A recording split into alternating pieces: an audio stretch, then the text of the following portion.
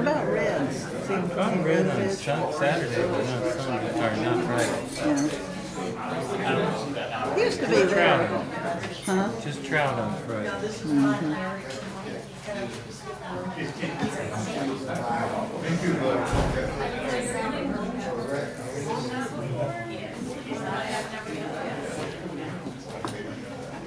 Used to be right there across from the point. Yeah.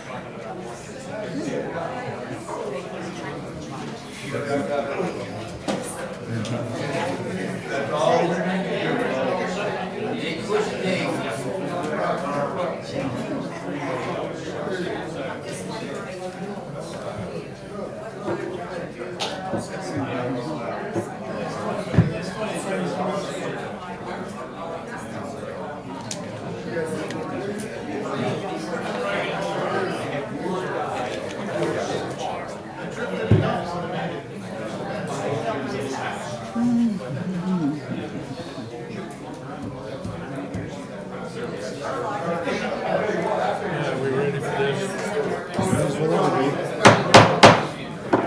Good evening, everyone. Let me call the Oak Hill City Commission meeting to order at 6 p.m. Please stand for a moment of silence and then the Pledge of Allegiance.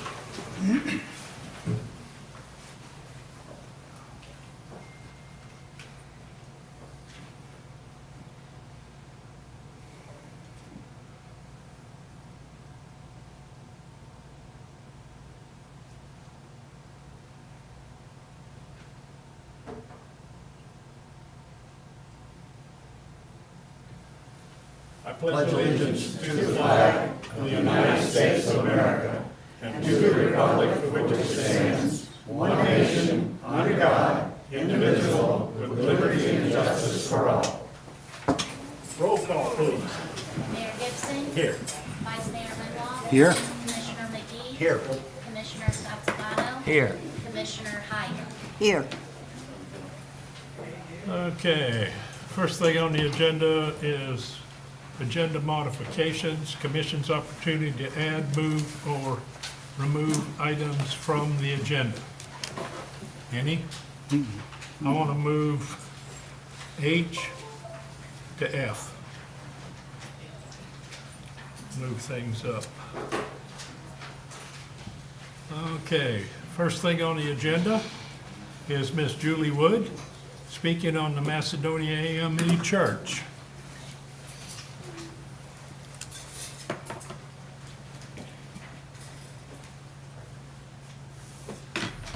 Actually, this is the citizen participation component. The Macedonia AME Church comes down later. Right now, I'm standing before you because my brother-in-law, Derry Lee Evans Sr., who is the former mayor of this city and a great mayor for this city, passed away last Saturday. I am offended on behalf of my sister because no one has reached out and offered a proclamation from the city. Your city administrator had no idea that one was necessary. So I offered my services free of charge to draft it because that's my brother-in-law. But that should have been something that was done last week when it was discovered that my brother-in-law had passed. Do I get any response? Julie, I'm on a response to you even though you're out of order, because in the past, when individuals from this city that basically grew up, served the city in the commission's status, somebody from the family approached the city administrator and told them what they wanted in the proclamation. I take full responsibility because I know he was a great man. I know he was the mayor. That's all I know. That's not a deserving proclamation for him. And I apologize that staff didn't reach out. I didn't reach out. But we will hopefully get one from you quickly. You will. Thank you. But that's one of my issues, is that you don't know things you should know. And I've been working with this city for a long time. I grew up here 59 years, and it wasn't that the family always had to act, especially for a mayor. And I'll leave it at that.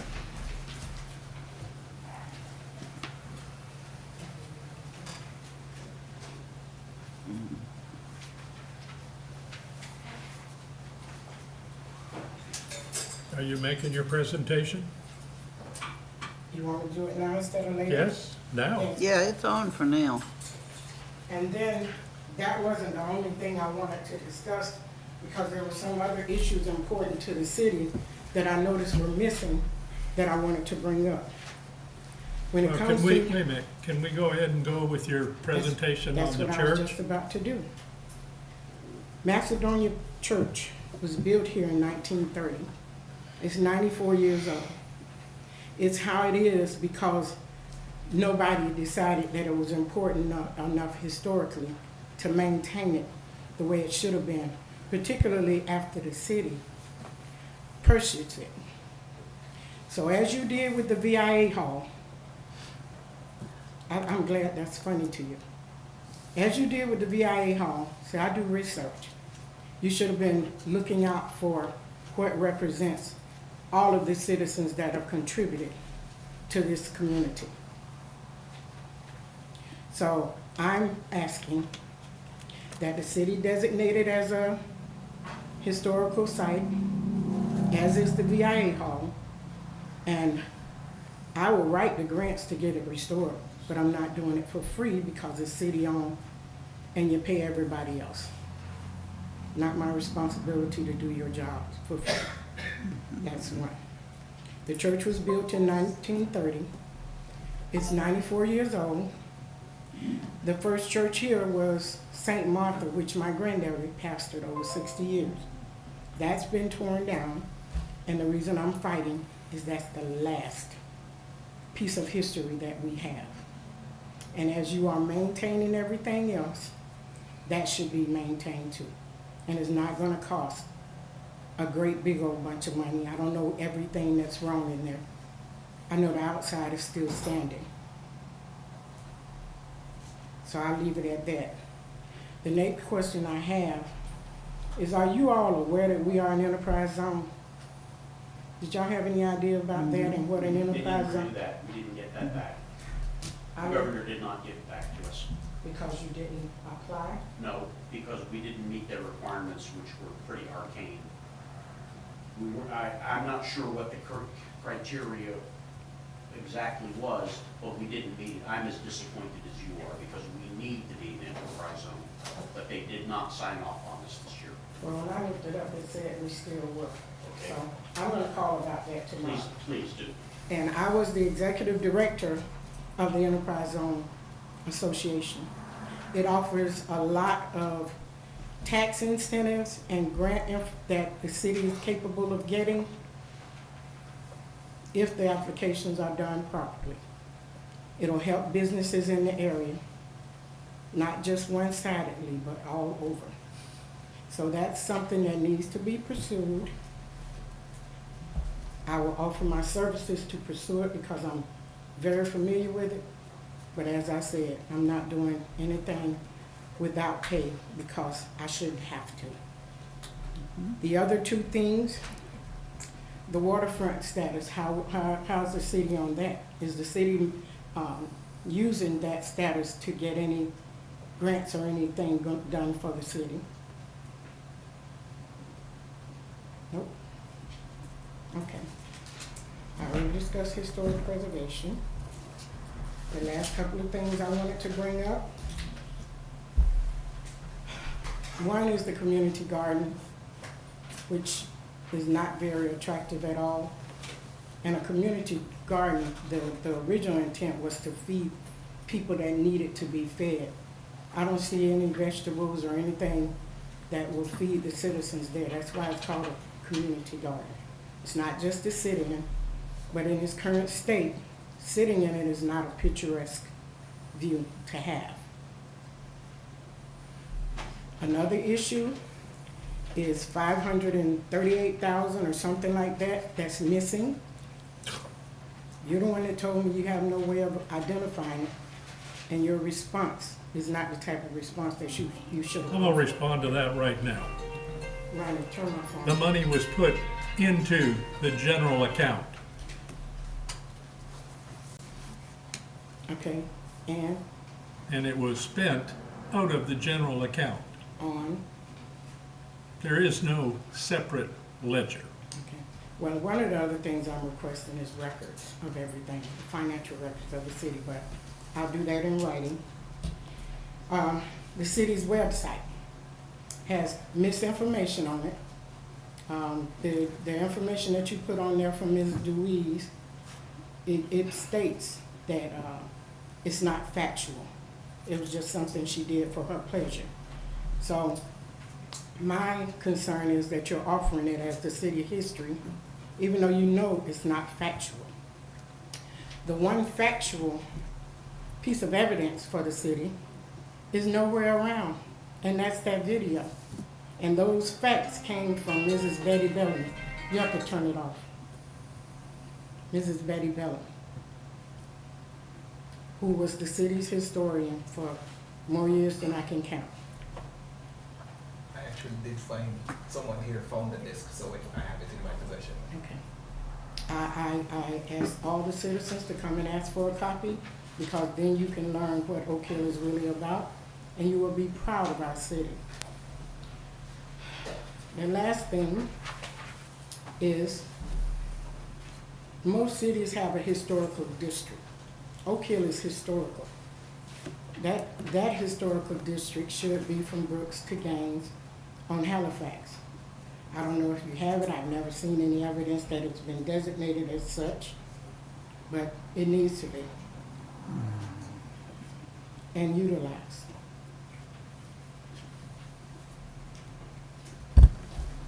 And that, I will leave.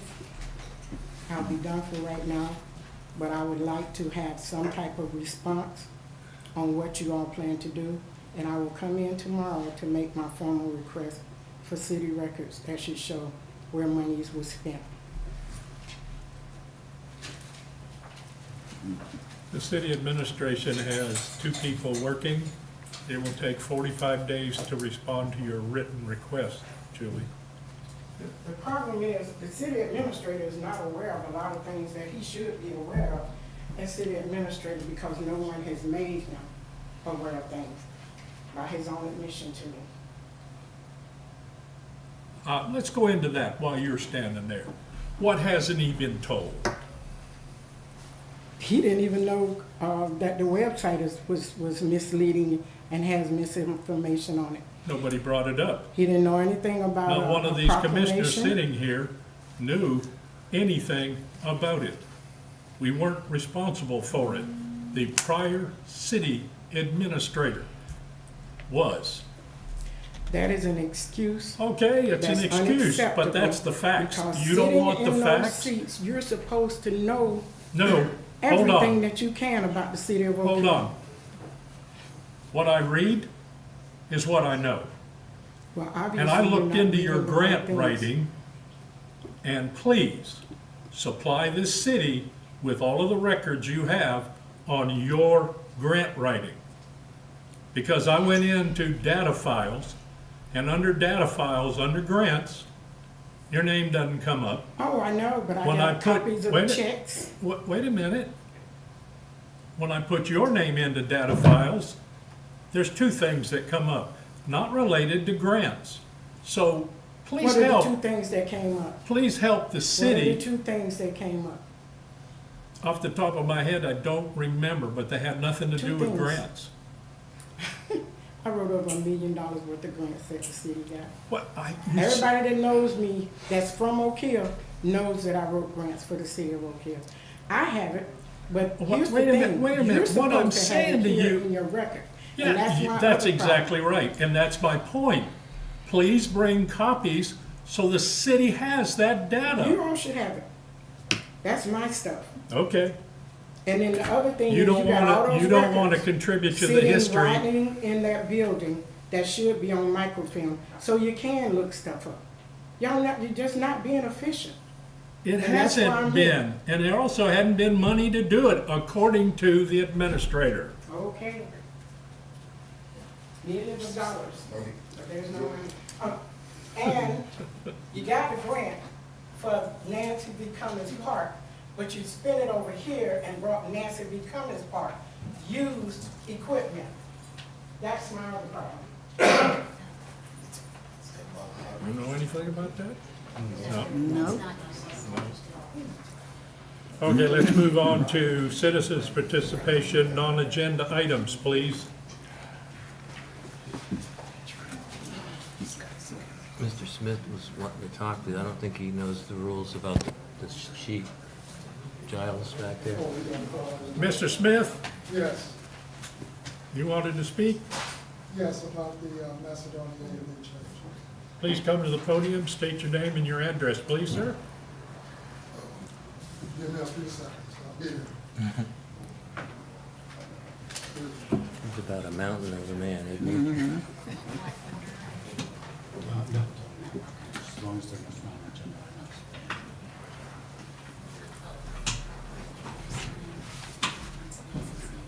Yes, sir. Good afternoon to all of you in your respective places.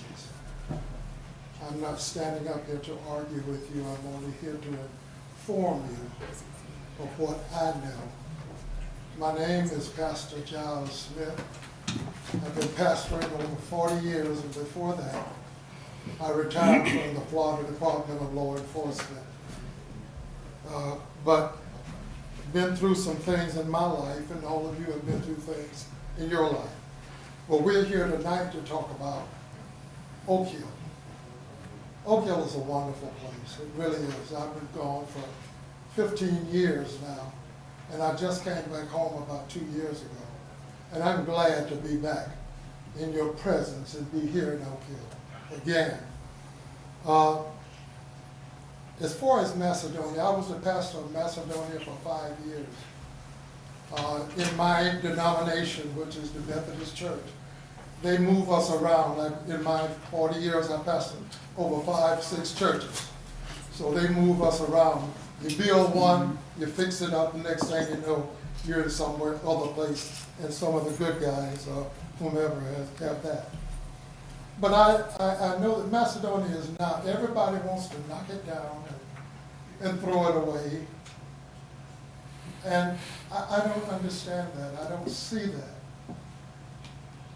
The wood in Macedonia Church is too hard to even drive a nail in. It really is. I restored a church up in Crescent City, and it was a historical church, and it was a plaque placed on that church and in the city hall for people that having the knowledge. And it was placed also on the historical directory for that city, so that people coming into the city would be able to know that there was a historical place within the city. Now, when I was there, I built all of the pulpit furniture for it. And yes, the floor is almost, it dips way down, but it can be lifted up. It can be replaced and fixed. If you can take a concrete floor, and you know houses sell, and you have these individuals that come in with their big jacks and all of this, and they raise it up. The same thing can happen in Macedonia, if we choose to do it. I'm not here to fight you about doing it. I wish you would, but only God has the knowledge of whether you will or not. But my prayer is that you will find a way to save that church. Save it. Don't knock it down and make a parking lot. I went to that church from the day that I was like 2 years old or 3 years old. My sister drove me to church all the time, dragging me all around the place to come to church. And I hated it, but I went. And we used to eat ice cream and cake and everything next door. It was a parsonage next door. And we would eat there every Sunday because Mr. Essie King and Robert King would do ice cream and stuff, and we would do that. to sit here and say that you're looking at it in another way besides trying to save the value of the historical building. Please, I'm imploring you, please save that church. When I was there, I had talked to the gentleman up at the, and I'm gonna sit down, I talked to the gentleman up at the trailer, what's his name up there, the trailer park, right up, the large one. I can't remember stuff anymore. But he gave me all the dirt that I wanted. And the other church up here was hauling and building roads, and they loaded it up and put it all over there. We were about to build another church. We were about to build another church there. But then I was moved again from here to over to Kissimmee St. Cloud. So I'm asking you to please, by the grace of God, don't tear the church down. Not for a parking lot. If you want to find something else, find it, but don't, not a parking lot. Do something constructive. And to the city administrator, there's a ditch running by my house. You've gotten all the ditches in the second place now. Get mine, please.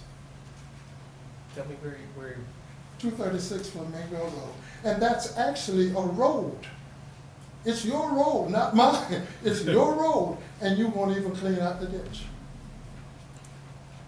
Pastor, there's a lot of ditches that haven't been touched in the last 25 years. I agree with that when you all took it from the county. Yeah, and we've gotten a stormwater master plan, and it calls for $22 million to repair and protect for floods. And let me say this, there has been no discussion other than the purchase of that property. There's been no discussion by this commission of tearing it down and making a parking lot. I don't like people assuming that's what's gonna happen. You told me that. I told you it was gonna be a community center. I didn't say that that church was gonna have anything done. Julie, you need to stop. No. And if you're the one spreading this, No, no. stop. I'm No, not trying We to haven't argue made with them, but I know any- you told me. We, just, don't, just. Pastor, I'm sorry. There's no need for all of that. That's what makes these meetings, the reason I don't bother to come. Because there's no need to argue. Yeah, yeah. You can discuss things without getting all furious about things like that. But my thing is that all I'm asking is just, I just want to see, this is a beautiful city, and I just want to see progress. I want to see progress, but in the right places and in the right way. Right. Tell me this, and then I'm gonna sit down. Have you okayed houses to be 14-foot lot? 40-foot lots, Yeah, 45s. Falls under the land use plan. when did they change that? We had 75. It was changed before I sat in this chair. 40-foot lots. I lived in Kissimmee. You can reach your arm out the window and touch the other house. And nobody in Oak Hill wants that. Yes. We're a beautiful country, and we need to have a town center, all that kind of good stuff. But nothing like that is being talked about.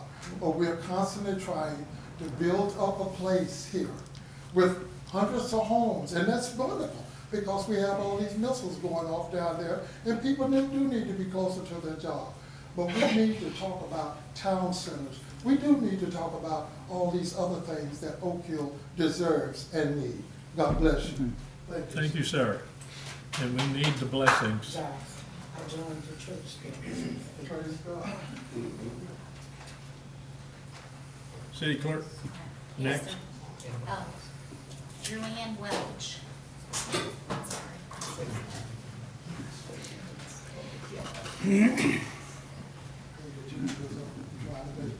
Julian Welch, 222 Cypress Avenue. Hi guys, how y'all doing? So, a couple of weeks ago, you heard from Mr. Adams and the attorney that we were becoming a volunteer board for the museum. And I am here standing as one of the people on the board. We're not really a board, we're just volunteers, Right. to be correct. And so I'm letting you know how the museum's going, giving you an update because we were told that this was the venue and the time to do that for you. I know Commissioner McGee has been in since we started some of the renovations. It's coming along. We were in Saturday. We are ready to start doing soft openings, which means you guys will start seeing, everyone will start seeing the signs out that say museum open today, and just stop in and say hi. So we're excited about it. Thank you. Okay, thank you. They've done a Thank you. good job in there. Drew Ann, the volunteers putting it on the sign out front of the city hall that the museum's gonna be open. Oh, yes. Okay. And I will let you know, Mr. Adams, when we decide we're gonna have a meeting either the end of July or early August for anyone who wants to volunteer. And we are telling people to fill out the forms that you have for that. And so those will start coming in. But as soon as we know a date for a meeting, we will let you know so you can put it out front. We'd love to have people come. Thank you. Next. That's it. That's it? Okay, next on the agenda, consent agenda. Special commission meeting minutes, April the 18th, 2024. Special commission meeting minutes, June the 19th, 2024. Commission meeting minutes, June the 24th, 24.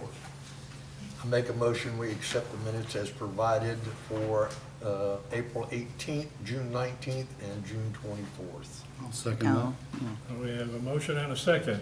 Any discussion? I didn't see Seeing anything. They were none? good. Yeah. Yeah, Call for the very vote. good.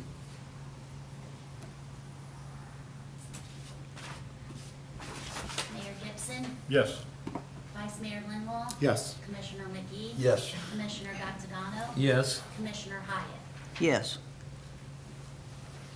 Okay. The next on is gonna be city planner, because I moved it up. Glide path fly-in, final development order. Hoorah. Are you sure? It's only been 2 years. No, it's been 14 altogether. For the record, Nathan Milch, Kimley Horn and Associates, 200 South Orange Avenue, Suite 600, Orlando, Florida, 32809.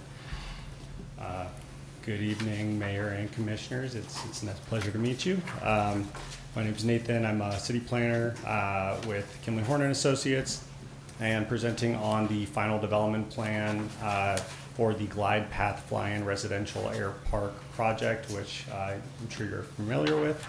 The applicant, Michael Armand, is requesting approval for the final development plan. The subject property consists of 2 parcels, 853100000024 and 843600000120, located at 520 Highlander Drive. The property is currently vacant and is within the jurisdictional limits of the city, and the property has an existing future land use designation of agricultural, and it has a zoning designation of RPUD, which is a residential planned unit development. Excuse my voice, it's a little hoarse. The RPUD designation was approved back in August of 2020, and the ordinance approval for that was 2020-13. And the preliminary development plan was approved back in January of 2022 via ordinance 2021-20. Couple notes about the property. The property established through the development order that went forth with the preliminary development plan back in 2022 provided a maximum density on the property, which was 20 dwelling units per acre and a minimum lot area of 1 acre per lot. So this proposed final development plan is proposing 15 single-family lots below that maximum density, as well as the lots are ranging in size from 2.5 acres to 4 acres. And as you're aware, the property owner has easements and access rights to a privately owned, active and operating general aviation private use airport in perpetuity. And in turn, for buying a home in the community, will provide homeowners access to said easement. The lots are described as private airport residential lots. After our review, we find the preliminary or the final development plan consistent with the preliminary development plan and the recorded development agreement. Flipping through the staff report here. So based on the code review criteria in section 24-192B7, we recommend an approval of the project. Staff, we had one comment regarding the final development plan. That would be a condition of approval. So it wasn't identified on the final development plan that the buyer of any of these individual lots would be required to proceed or pursue through tree mitigation with the city code. So that's a recommendation that we think that we should be adding as a condition of approval with this. The Oak Hill Planning and Land Development Regulation Commission motion to approve the final development plan was recently passed as well.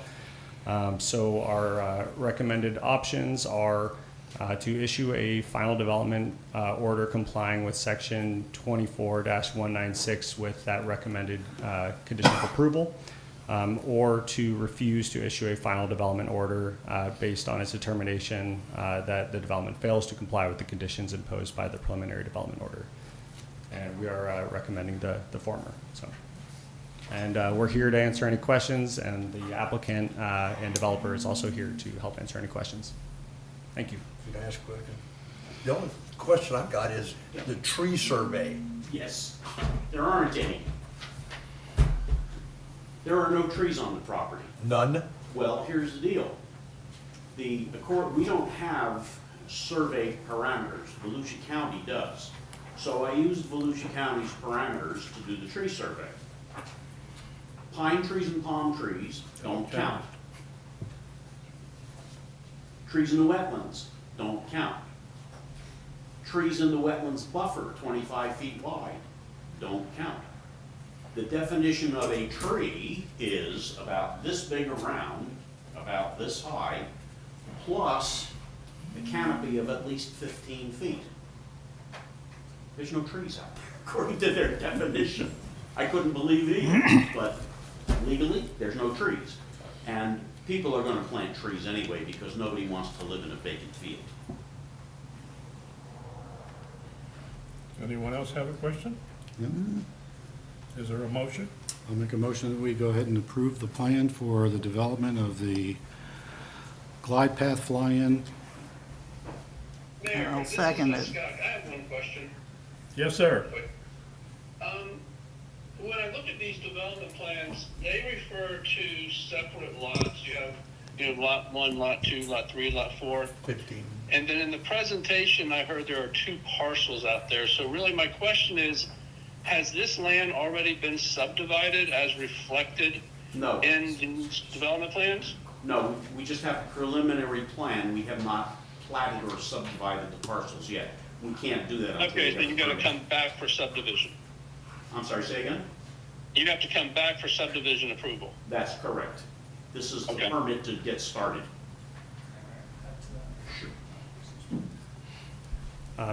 Yeah, so this is the final development plan approval. The next steps will still be a preliminary subdivision plan and then a final plat, each of which will have to come back to the board.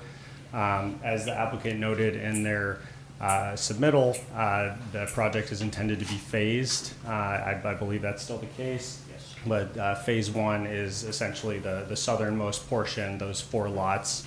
And then it'll continue to be phased, and each of those phases will need to come back to the board. Thank you. I'll second the motion. We have a motion and a second. Further discussion? Sorry, Mr. Mayor, just for the record, on the phone, that was City Attorney Scott Simpson. No further? Any comments, questions from the citizens? Yeah, Mike, how many acres is that? The total area is 70 Excuse me. acres. The Excuse buildable me. area is about 35. Excuse me. I'm sorry. Whoever asked the question needs to come to the podium. The answer's gonna be the same. I know it is, but that, we follow procedure. I know. Megan Bracy, 145 Westbrook Circle. So I would just like to know how many acres is that proposed subdivision? Just under 72 acres according to the information. And that there's we're- going to be 15 proposed homes? 15. Okay, thank you. Most of it's wetlands. Megan? Yeah, thank Yeah. Okay, anybody else? Call for the vote? Mayor Gibson, Yes. Vice Mayor Linlaw, Yes. Commissioner McGee, Yes. Commissioner Gattagano, Yes. Commissioner Hyatt. Yes. Thank you so much. It's been a long slog, and it's not done, but it's a major milestone. Thank you. You're getting closer. I know it. There's a light at the end of the Like tunnel. fusion, it's another 20 years. And it's not a train this time. The next thing on the planner is Lazy Z Lane Special Exception. Mr. Mayor, on the phone, we also have the planner that will be making the presentation for this topic, Graham from CGA. Hello, Graham Long, CGA, City Consultant Planner. Can you guys hear me okay? Yes. Excuse me. Okay. The application before you tonight is a special exception request. This is for a 5-acre property located on Lazy Z Lane in the A1 Agriculture District. The applicant is proposing a 35-space RV park, and which includes construction of an internal road for circulation that connects at 2 separate points to Lazy Z Lane. The special exception application came before the PLDRC on May 16th. We made a staff recommendation of approval with a condition based on the criteria for special exception, which is located in section 24-501 on special exceptions in the city code related to recreational shelters and vehicle parks. The condition that we recommended, as did PLDRC for approval, was related to the fact that, this section of the code is a bit outdated and doesn't account for the current type of RV vehicles that have their own sanitation facilities. So the code requires to put within a certain amount of feet sanitation facilities as if they were campers or something that didn't have that. So we recommended that it be a condition of approval that only recreational vehicles with self-contained sanitary facilities such as showers, toilets, lavatories be allowed to use the site. The PLDRC voted 3-2 on approval back on May 16th. I do want to mention that it's a 3-step process here when somebody applies for this type of development in the A1 agriculture zone.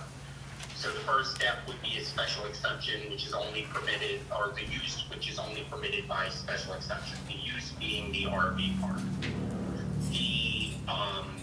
The next step in the process would be for the applicant to file a preliminary development plan. The preliminary development plan we take much more into account as part of that review, and there's separate criteria on that. The special exception is specific to the use and that criteria in the code that relates to the use. We recommended approval with condition based on the applicant stating with the plan submitted that he meets the criterion for a special exception. I do want to mention that I did a site visit, which unfortunately occurred after the PLDRC.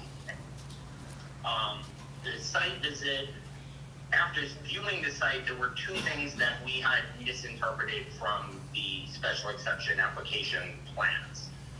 Two main things, both of which would come up and we would review upon preliminary development review, but I wanted to just state for the record that we were not aware of them.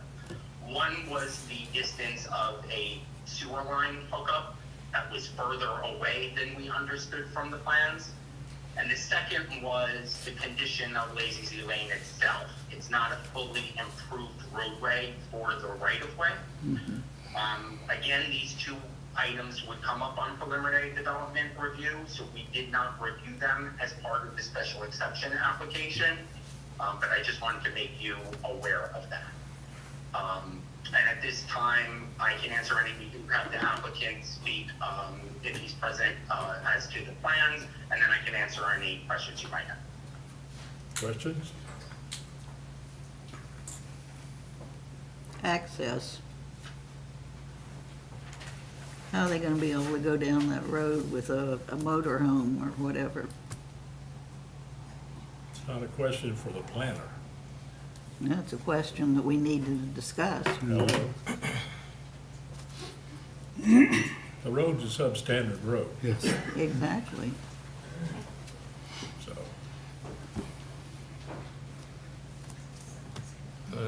I went and measured the road. It was about 14 foot wide where I measured it. And I reached out to a couple of RV owners like Charlie, and he said that his RV is 8.5 feet wide.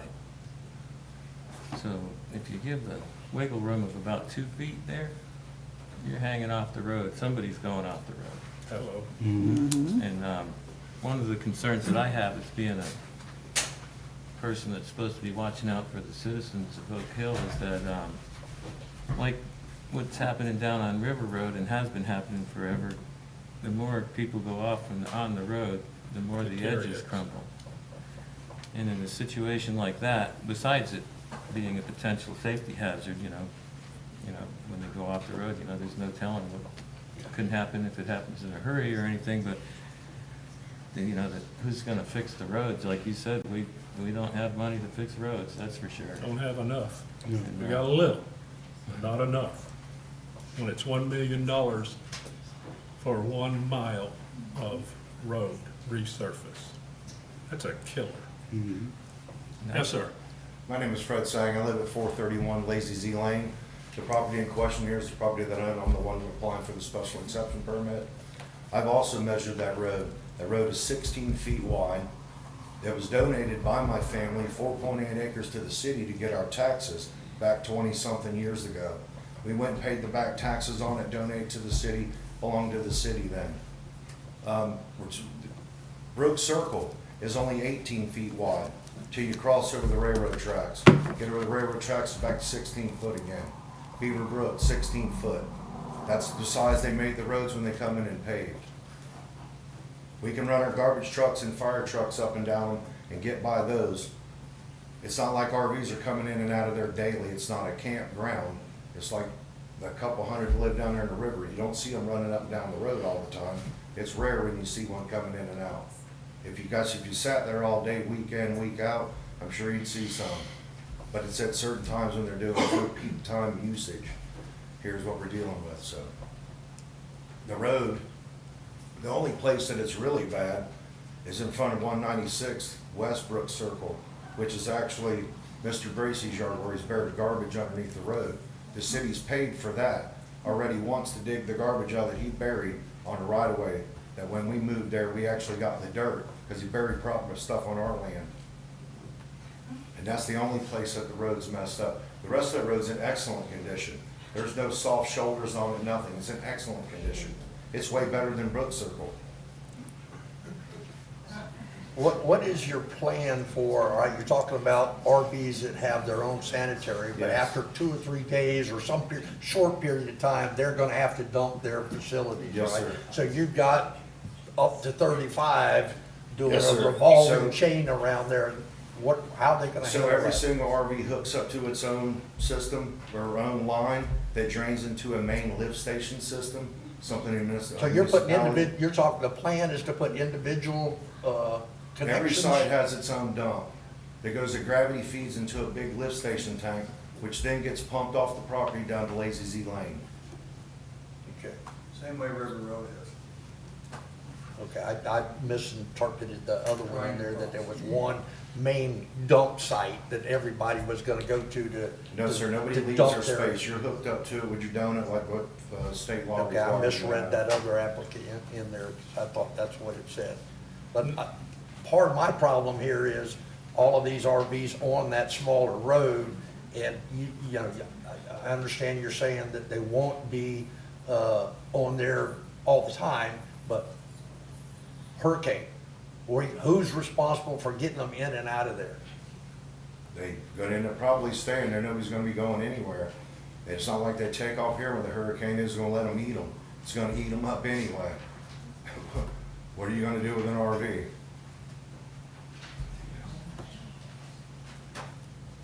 I have a question about sewer. Throughout Oak Hill, some of the property lines run right to the edge of the road. If your neighbor's property runs to the west side or the east side of that Lazy Z Lane, that means you have to use the west side. And will you have to get a permit from from the railroad? No, sir. The city has a 60-foot right-of-way down there. That's a 60-foot right-of-way we're on. To the railroad track? It butts up to the railroad right-of-way. Because I looked on a map and that's not what well, pardon me. That map- I looked on the county and the county's records aren't the best in the world. That So- map doesn't also show you that that road runs all the way to the end of that property. The last people that live on the street, the city owns that 60-foot strip through there. It never got paved. This is back in the day. Yeah. Things were being done. Yeah. Okay. Anything else? Any other questions? I don't have any other questions. I have to say that I think that your assessment of the RVs coming in and out of the park aren't going to be overly accurate, because I live on Indian Creek Road, and every single day we have RVs, campers, boat trailers, commercial vehicles, garbage trucks, delivery vehicles, bait trucks, every single day going up and down the creek. Now, in my defense, I knew that when I bought my property.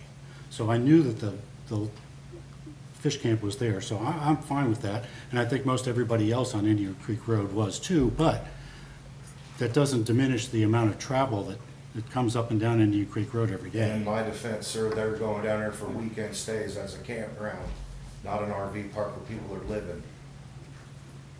It's gonna be more permanent people. You go to Snowbirds, I don't have anything, no springs for them to go to, no river to bring the boat and go fishing. Those are Part of weekend your people that come application down. says they're gonna be temporary, so it's not a permanent. Yeah, it does say temporary. Yeah, it says that. Your status there says temporary. No, I never put no temporary, and if someone asked about that, whether it's permanent structures affixed to it, I didn't write anything about temporary. It's in the staff report. I read it today. Yeah, it's in there, it says temporary. Yep. And that would be your Snowbirds, temporarily staying here. 3 Under to the 5 months, conditions. 4 to Well, it 5 months doesn't, of the winter. it doesn't give a Applicant- timeline for temporary, but it doesn't apply that. Yeah, I'm just looking, yeah, so I remember it being there. So temporary to me would be they're staying there 4 months and they're leaving. They're not living there full time, they're going back to up north where they live. That's what I was talking about, temporary. Short-term RV stays with no permanent connections or structures. That's what it says. No permanent connections or structures, that's what it is. With no That's short-term. what your code reads. They cannot attach a porch to it. Right. Build a room addition onto it. But in that same Got paragraph, it hookups in says the limited home to out. short-term RV stays, so it does say it. Okay, so short-term could be, what, 5 years? Short-term could be a weekend. No. Short-term could be a weekend. What's your definition of short-term? It's not in your city code that says there's a time limit on how long they can stay there. Nothing in there on this says of anything about a time limit. Any other questions for? I had a question about Yes, sir. the sewer line. So the city, I guess, in order for that to happen, they would have to have a right-of-way usage agreement with Mr. Sang? I think you're correct. And it's a contract between the city and Mr. Sang, Yeah. I guess, and along with that would, one of those, I guess it's pretty common for people when they apply for that right-of-way usage, that they ask for the city would ask for an engineering plan, a bid from the contractor, and a bond or cash in lieu, 110 to 115% of the cost of the thing. And I didn't know if that was something that we had already in place. No. No, we don't. Not that I'm aware of. I got you. Because I guess think so. I I measured spoke it. with the county about it. Well, that would be between the city and you, not the county. That's their line that's out there that I'm gonna be hooking into. Right, but So- the right-of-way on the street is the city, and that's what this would be. It's called a right-of-way usage agreement, Okay. not the sewer line or anything like Okay. that. And the, Of the 4.8 acres that my family donated? yes, Okay. and I guess I measured it, and it looked like it was about 1,489 feet. Yes. That sound about Somewhere right in to that you? range. And I just think, and did you say just a few minutes ago that that was end up gonna be on the west side of the street? Well, if the property owner's property line goes to the edge of the road, Which it does not. then And let me it's say to still, you how they're gonna put that it line in would the still be ground. the city right away, I got you. and an agreement would have to be reached. And if they I mean, put it that's on the a- west side, would that mean that the buffer between the railroad tracks and the road would be gone? Or part of it, or it's not All real those wide now? trees. No, It's you- directional board. There's gonna be no restoration on the street and everything they were there. They're gonna directional bore that line all the way out. There'll be one connection in the middle of it that gets buried in the ground. And just from the city's point of view, how do we know that that's even possible? Has there been any Well, surveys If we were at the taken of stage where I had underground engineered utilities? or- drawings, then we would know this. We're in the preliminary stage here, the conceptual stage. It is possible to be done. I've checked into it. If I had engineered drawings to show you, that would be something different. I don't have engineered drawings. We're in the preliminary stage. Too here, early. Conceptual. Well, is it too early? Because we're voting to give him the special exception. And how can he do that? How can he comply with all of the things in this agreement if we don't even know if he's gonna be able to do that or not? It's his money.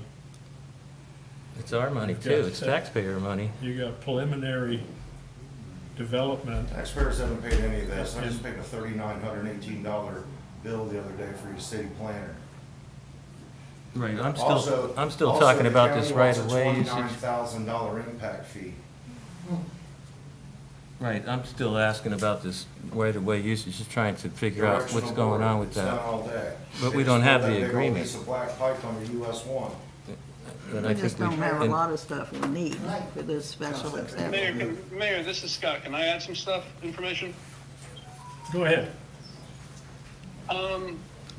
First, to answer Commissioner Catagano's questions, as we go through, and I think the planner mentioned that this is just the use for the the special exception grants the use. They still have to go through the preliminary and final development stage of the review, and that's when we get into concurrency review and detailed drawings of the stormwater analysis or the sewer analysis, all that goes into play at that stage. So this is just use only. In terms of a right-of-way use permit, if there's adequate right-of-way for him for the developer to install the sewer lines and run them to his property, and then the sewer lines are then dedicated to the public, whoever the owner of the sewer they're attaching to, which I assume would be the county, Yes. then I don't think a right-of-way What you use think, your email. permit would be necessary. If That's they not how stay that private, works. then I think it would be necessary, but typically what they do is they install the public improvements and then dedicate those to the governmental entity. And so it's then the entity's responsibility to maintain those after. They would no longer be using the city's right of way. Now, from the point where the sewer line runs onto the developer's land, that's then all privately maintained by the developer. That's the inside improvements which are maintained by the developer. One thing that's unique with RV parks is there is a substantial amount of regulation by the Department of Health and what they do. A lot of the sanitary sewer issues are controlled by the Department of Health. The issue of what is considered a transient guest is defined by state law as 6 months under these regulations. And a lot of these regulations are going to supersede our regulations. We work with the Department of Health, but there's quite a few regulations that, even if they comply with our regulations, they have to still comply with the Department of Health's rules to construct and operate the RV park. So that's just the way this kind of works. And we've had an RV park recently in Holly Hill going through approval. And honestly, once we gave permission to the use, a lot of it from that point on went through the regulations of the state to regulate that. And you can look at the statutes. I've sent those to the city before that talk about all the things they have to do to comply sanitary-wise. And one of the discussions early on was whether or not, with all the requirements of the state, had the applicant contacted the state and see what those development requirements were, to see if they could comply with those requirements before they ever came to the city to ask for the use. I don't know if the applicant ever did that or not, but there's quite a lot of regulation that they have to go through the state, and to the extent the state regulates it, they preempt us on regulation of this. So it's kind of a unique use. Usually our regulations not only control the use that's allowed, but also how that use is constructed and all the concurrency regulations that go into it to make sure it's complying with our comp plan. All those things have to be reviewed. With RV parks, I think the state preempts a lot of our regulations. Okay. So they're going to have to satisfy the state when it comes to sanitary sewer, water, garbage collection. All those. There's even requirements for when you have to have separate bathroom facilities, how many units you have before bathroom facilities get constructed. So there's a lot of regulation in the state, and some of that I don't know how that will apply to this particular property, and some of it may have been better. I don't know if it's a chicken or egg thing with the state not considered until the local government says the use is okay. Maybe. But if the state would at least give preliminary review to say, look, this is what you're going to have to do to comply, maybe the applicant would know, no, it's not even worth me pursuing the use because I can't meet all these other regulations. Thank you, Scott. Do you have any other comment? I have talked to the state, the county, I do meet the regulations. I have a comment, or You a have the question, floor. I guess. So, Mr. Sang wrote a letter it was in the application, to the county and requested a private sewer line, not a public sewer line. So that would in fact require a right-of-way usage agreement like I was. It is strictly a private sewer line, it's under pressure. Nobody else can hook into it. It's just gonna back it up at your place. It doesn't work that way. It's going to a 12-inch force main at the end of the road with like 57 PSI on it. My pump has to put out more than that to inject it in their system. We'll have to check with Volusia Utilities on that, because I have no clue. Well, there's a letter in the Because, application. and the reason why I say that is because an RV park was just put on the force main on River Road. So there is a way to do it. There is, that's what I was gonna tell you. Well, that's not the question. I worked on it. I was explaining to you to help give you some light. Mr. Bracy had his hand up, but Mr. Bracy, Yes, sir. Janet Shira sent us a letter saying that she represents you and other citizens Mayor, that's true. on Lazy Lee. I just wanted to rebut what he said. Oh, okay, well, the only thing, if I give you time to speak, I have to take time away from That's fine, Janet. that's fine. Okay, all right. Anything else, sir? I guess that'll be all. Okay.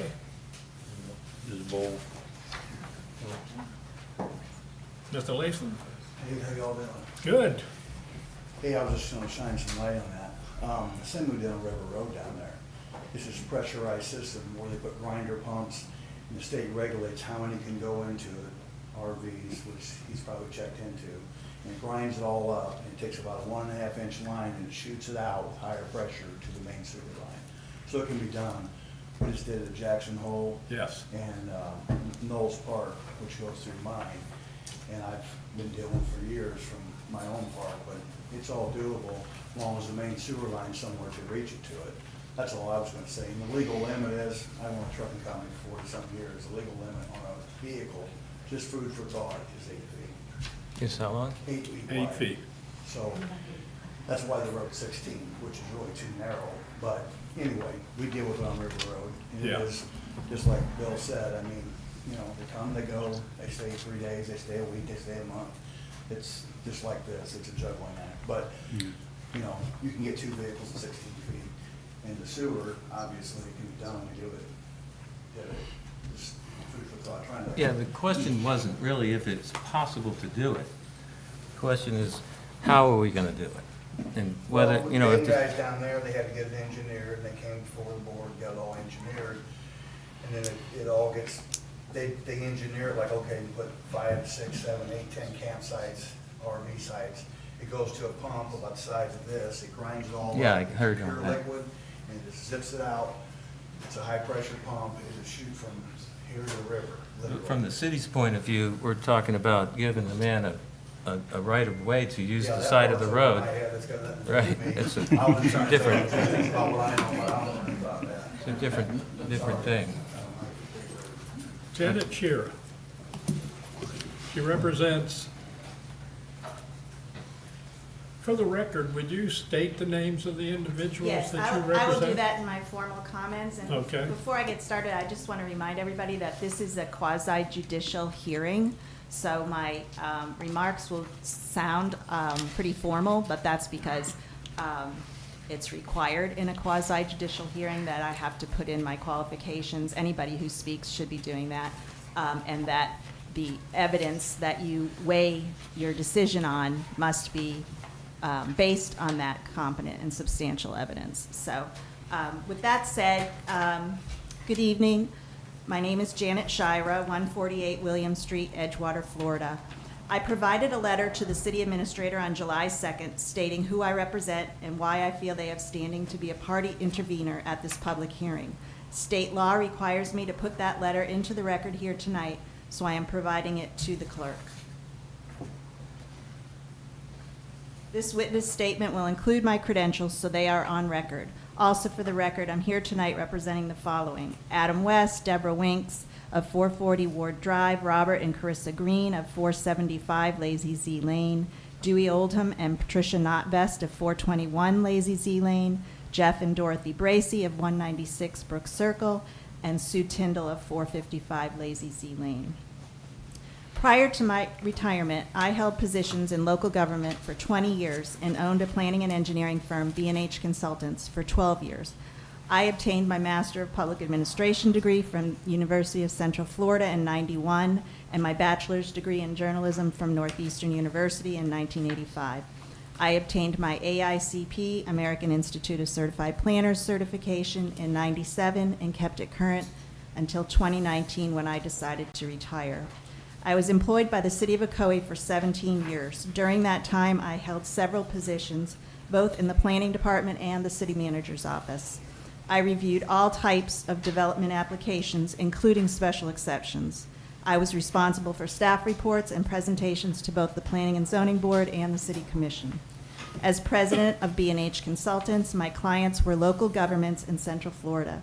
I had continuing contracts with the town of Windermere in Orange County, the town of Howey in the Hills, the city of Groveland, and the city of Mascot, all in Lake County, and the city of Edgewater here in Volusia County. I provided a full array of planning services, including the review of all types of development requests. The applicant for this agenda item is requesting a special exception in the A1 agriculture zoning for an RV park. There are two main issues I will cover in my testimony. Issue number one, is the proposed development consistent with your comp plan? All development, including special exception requests, must be consistent with the city's comp plan. It is the fundamental growth management tool that the city relies on to ensure that all development is compatible with neighboring land uses and that adequate public facilities are in place to accommodate that development. To determine whether this request is consistent, it's necessary to state findings of fact that show how this development furthers the goals, policies, and objectives of your comp plan. On page 4, paragraph 2 of the city's staff report, it states that the application is consistent with the comp plan, but it provides no findings of fact. In other words, no evidence to support that opinion. I have reviewed the application together with the goals, policies, and objectives of your comp plan and have determined, based on findings of fact, that the application is inconsistent with your comp plan. First, it is necessary to provide some background. At the planning board hearing, one of the board members asked about time limits on people staying at the proposed RV park. The applicant and the city's planning consultant are both on record at that meeting stating that there is nothing in the city code to limit the length of stay. This could have left the impression that people could be full-time residents of the RV park. In fact, the applicant stated he would not put any time constraints on length of stay. But your comp plan, policy 1.1.2, states that with agricultural land use, it is limited to not more than one residential unit per 5 acres.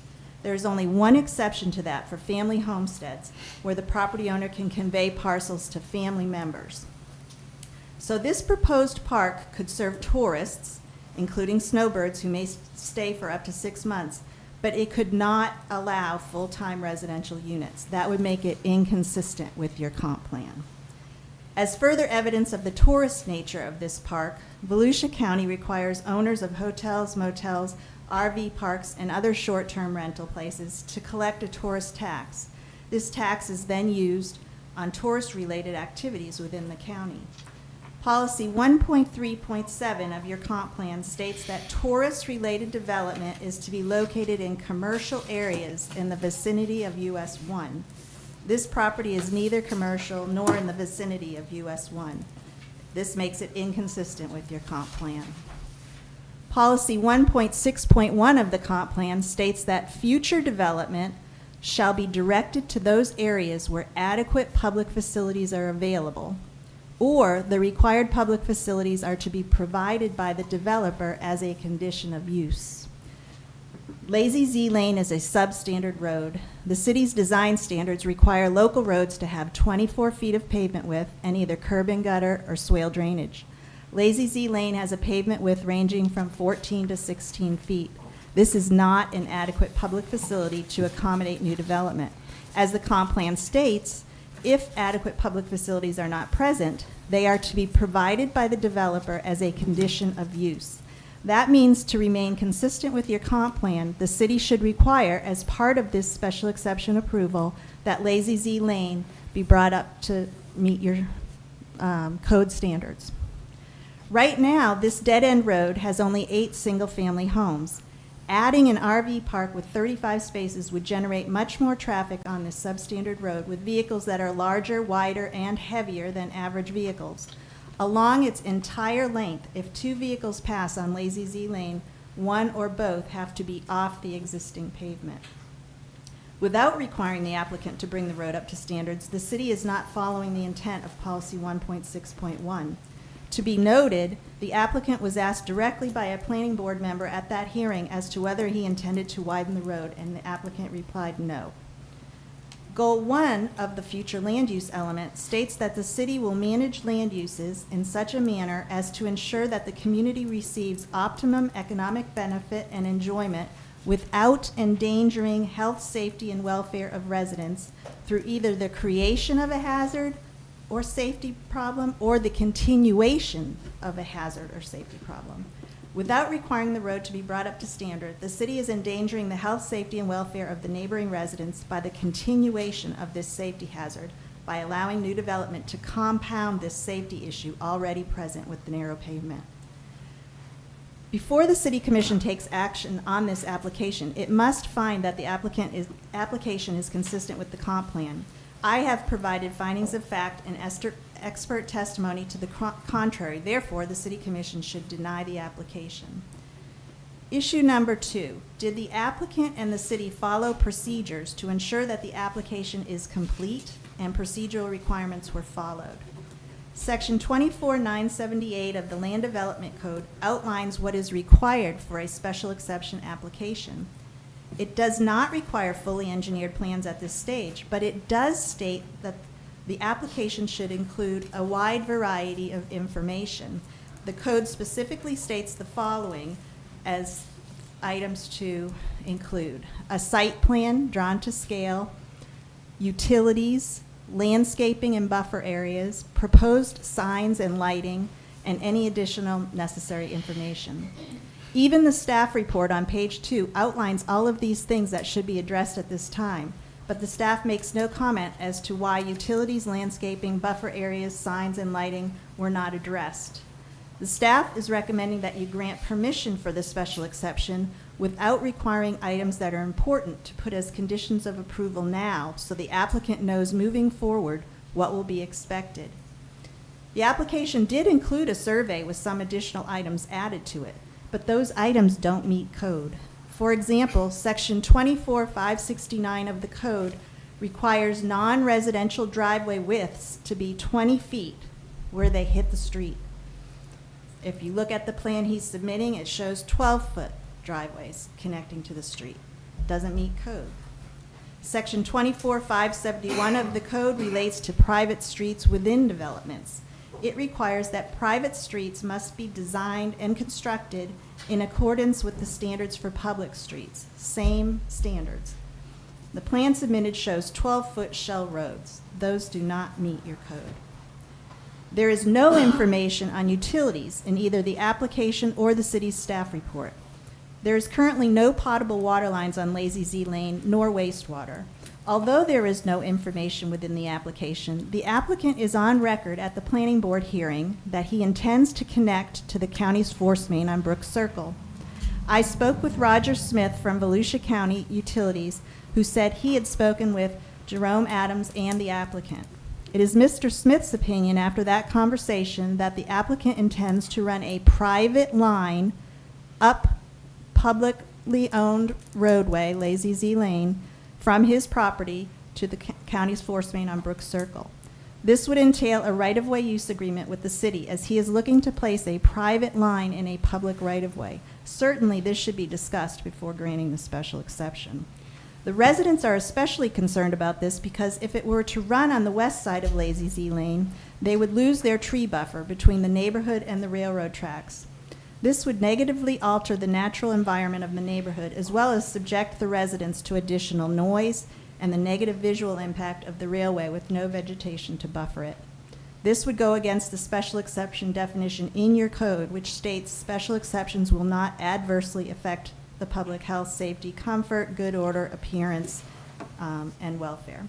At a minimum, if the City Commission approves this special exception, it should be with the restriction that if a right-of-way use permit is issued for this wastewater line, it would only be for a line to run along the east side of Lazy Z Lane.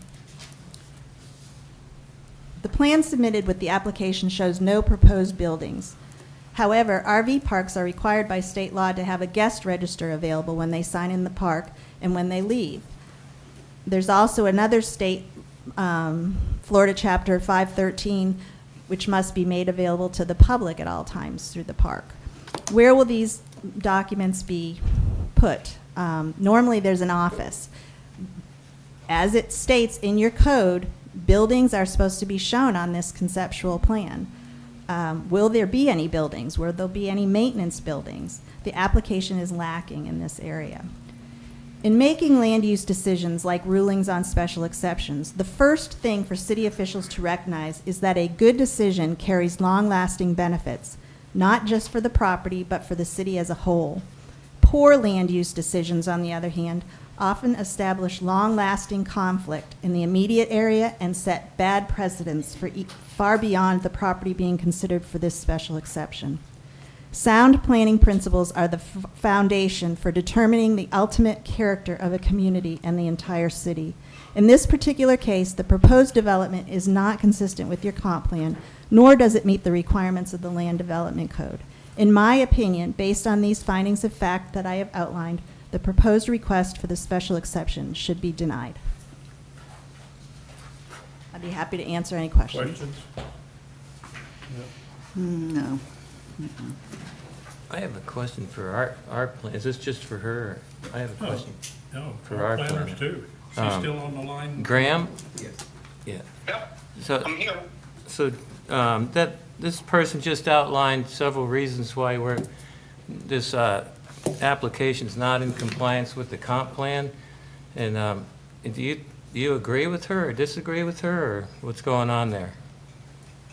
I agree with several of the things that she mentioned. I think part of the discrepancy between my analysis and hers is related to simply the process and at what stage we factor all of this in.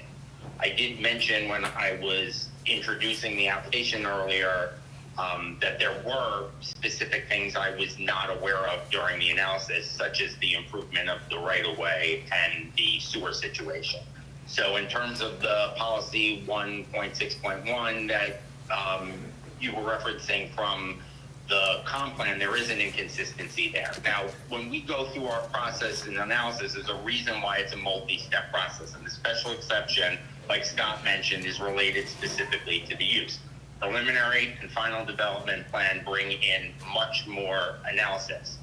The code provides specifically for you as the city commission that you can deny a special exception based on inconsistencies with the comp plan. There's 9 different criteria. That is one of them. So in terms of that particular policy,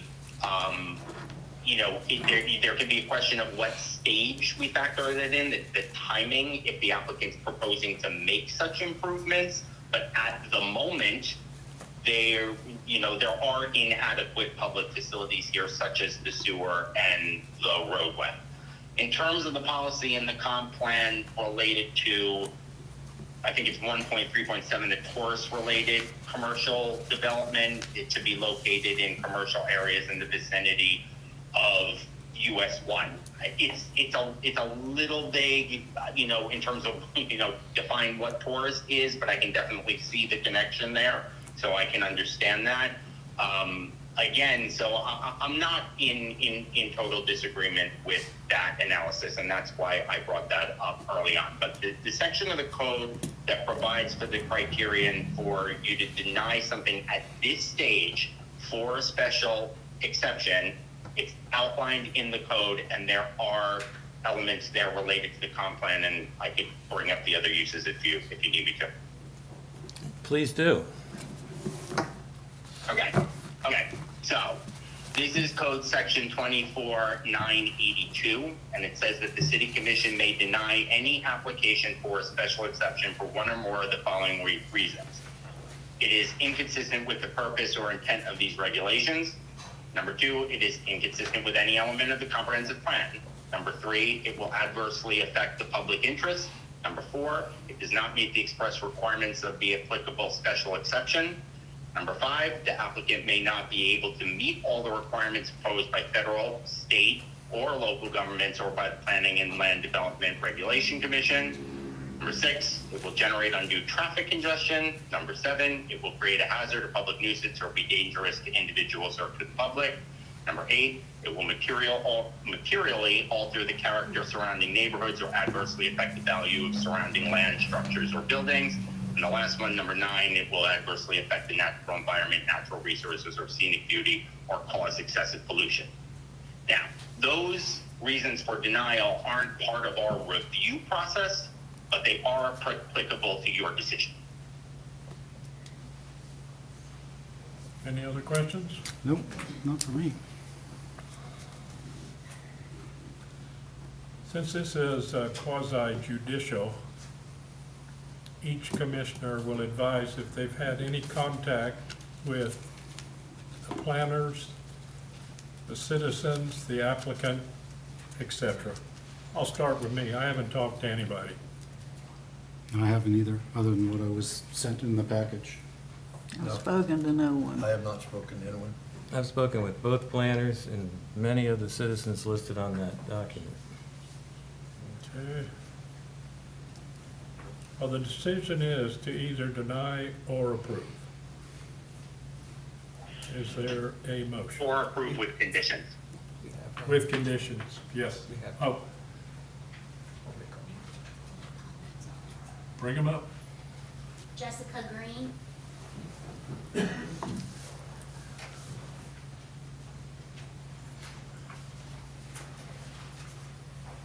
Good evening. My name is Jessica Green, and I live at 475 Lazy Z Lane. I am speaking here tonight as a neighbor who has legal standing as an Excuse affected... me. Let me interrupt you because are you also known by Krista? No, that's my daughter-in-law. That's your daughter-in-law. Okay, you're not on this list. You may proceed. I wanted to speak my own self. Has legal standing as an affected party because I could suffer special damages to my health, safety, and welfare if the decision of this hearing is opposite of the general public. I can confirm that the road Lazy Z Lane is not wide enough to safely allow these large vehicles to pass without one or both pulling to the side somewhat of the road in order to let the other one proceed. We have to do that now if we're driving bigger trucks. One or both will pull off to the side of the road to let one proceed. This could cause safety issues for both the people in the vehicles. There are kids that ride bikes, there are walkers that come up and down Lazy Z every morning, or tortoises. Already, this is not an ideal situation. To compound the problem by allowing a commercial business access to this small neighborhood road and not addressing this as part of the special exception does not follow policy 1.6.1 of the comp plan. The applicant is on record as saying he does not intend to widen Lazy Z Lane or make necessary safety improvements. Without improvements made to this small neighborhood road, you are adding to the existing safety issues. Let's look at the city's definition of a special exception. A special exception is only to be approved when it does not adversely affect the public's health, safety, comfort, good order, appearance, convenience, morals, and general welfare. To go against the code is negligent. An RV park will not only greatly increase traffic on Lazy Z Lane, but the size and loads of the traffic consistently being pulled on Lazy Z is not sustainable for the current road. This adversely affects our safety, comfort, and general welfare, as the road has the real potential to become impassable in emergency situations. Further, Section 34-23 of the code regulates garbage and trash storage facilities. The code requires that dumpsters be located in the rear yard of the property, set back a minimum of 150 feet of all streets. They need to be completely screened from the view. The plan submitted indicates the dumpster towards the front of the property directly off Lazy Z Lane. This does not meet code.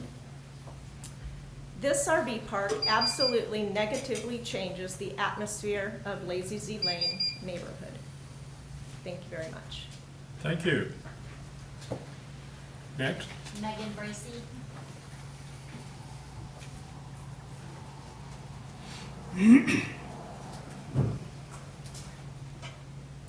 Good evening, council, members. Megan Bracy. I'm a resident of 145 Westbrook Circle, a small farm owner, and all of you know, formerly a city commissioner. I'm here in strong opposition for this proposed RV development. Born and raised on this very street, I know firsthand how this project will harm our neighborhood's quality of life, not just for the residents on Lazy Z Lane. It's going to harm others on Brook Circle as well. I would also like to mention the property owner's unprofessional behavior evident with the sign that was erected on his property shows disregard for the community neighbors, in my opinion.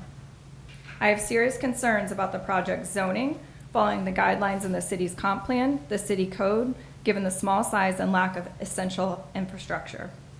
The increased traffic will cause significant road damage on Brook Circle as well as Lazy Z Lane, resulting in costly repairs that I have a question for all of you. Who will be responsible for the repairs on Brook Circle, as a city or the county does not own that road? Additionally, self-contained RVs will require frequent sewage dumping, generating more traffic and damage. I urge you all to reconsider approval, considering the financial burden on our community and neighborhood well-being. It is illogical to allow an RV park with 35 spaces on just 5 acres when just prior to this, you guys voted to approve 70 acres that were dedicated to just 15 homes right across the street from this proposed RV park.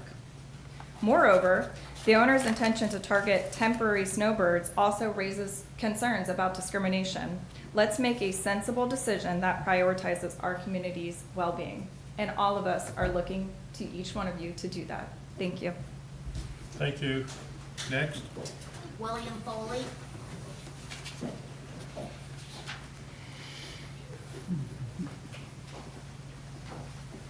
Hey, Bill. Good evening, I'm Bill Foley. I'm 311 North Brook Circle on in unincorporated Oak Hill, so not in the city, but your decision today will have a big impact on our road, which is, I'd like to say, the elephant in the room. Brook Circle is the only access to Lazy Z. And according to just about everybody else's testimony, they've seen what I see, and that Lazy Z is almost in better shape than the rest of Brook Circle. North or west, pick one. They're both, each is worse than the others. The access is at both corners. Maytown Road and at Route 1 are not suitable for an RV. I own one. It's 9 feet wide. Almost get T-boned by a school bus if you're waiting at that intersection and it comes around the corner. Because you need to be in the fast lane in order to make the full swing, especially if you're towing a car. And Maytown is even worse. Try coming out of there with a car. You need to be entirely in the road in order to be able to see up and down both sides of Maytown Road. The corners on Brook Circle, not west, north, are 90 degree, and they are sharp and certainly not of a radius necessary for an RV. RVs now are designed to a very specific set of design criteria to make them safe for traveling up and down highways. Sadly, Brook Circle is not one of those. And to start inviting the public to use Brook Circle as an access and egress is probably not very prudent. I maintained public campgrounds for almost 30 years.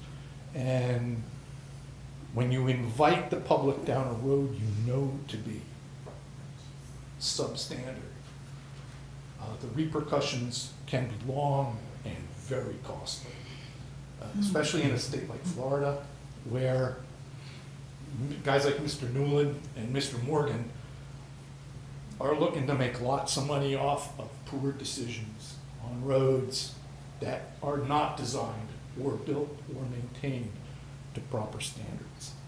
And to invite the public on roads that they are not familiar with is inviting trouble. Thank you for your time. Thank you, Mr. Foley. Anybody else? Don Foley.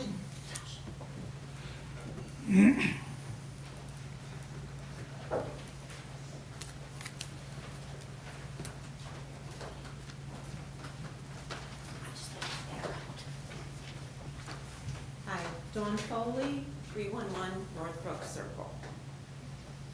One of my concerns is that Mr. Saig had said at the planning board meeting on May 16th of '24, and I quote, he said, "There's so many people that are living illegally in RVs in Oak Hill because there's nowhere for them to go. You gotta go down to the river. A lot of people can't afford that being on the water." But he was just saying that he's mainly gearing towards snowbirds. And he also said at that meeting, I wasn't going to put a time limit, can stay as long as they want, no time limit. But yet at the planning board meeting, the lawyer stated temporary stays. Well, temporary stay does not mean you can stay as long as you want to.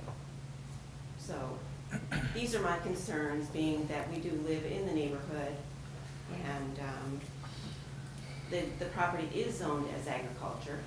And what if 98% of the landowners in Oak Hill that have agricultural zoning put in for special exemptions for businesses? We wouldn't have any agricultural land left.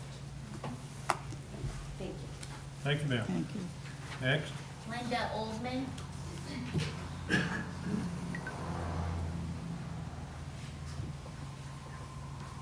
evening. I'm Linda Oldham at 421 Lazy Z Lane. I'm speaking here tonight as someone who feels I will suffer material injury in the city if the city approves a special exception application as submitted.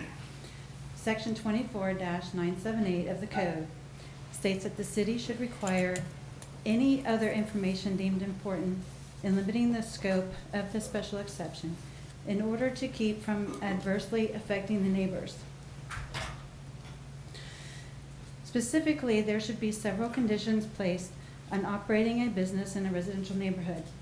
Number one, limiting the hours of operation, specifically when RVs can come into the park, allowing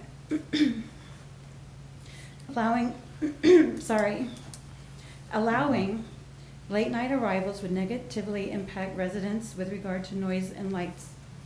Number two, limiting the use of generators. Many RVs have generators which could negatively impact nearby residents with noise above acceptable levels for a residential neighborhood. Number three, limiting or prohibiting outdoor entertainment and parties.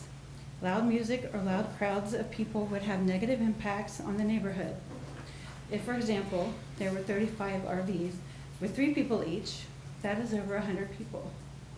The city needs to ensure that restrictions are put on special exception to limit noise problems. It should not be up to the residents to have to constantly call in noise complaints. Section 24-978 specifies landscaping and buffer areas as one of the important considerations when allowing special exceptions. I'm really nervous, sorry. Okay, take your time. You're doing well. You're fine. The plan submitted does not show any buffers or landscaping, and the application does not speak to this at all. The applicant is requesting a non-residential use which would be surrounded by all single-family homes. Perimeter landscape buffers should be required. When asked by a planning board member if he intended to put up a fence around the development, the applicant said there is already a fence, but the fence does not provide any type of privacy buffer for the neighboring residents. It should be made clear at this time the type of buffer that will be required, including the buffer width, and how it must be made to screen this use from the residents that surround it.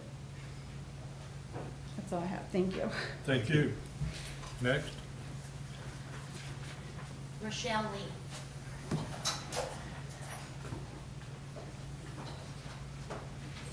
Hello, everybody. I'm Rochelle Lee. So most all of the citizens that came up here and spoke either own an RV, own a horse trailer that's large. Everybody's complaining about the street and these RVs going down the street, or have an enclosed trailer for their business or whatever.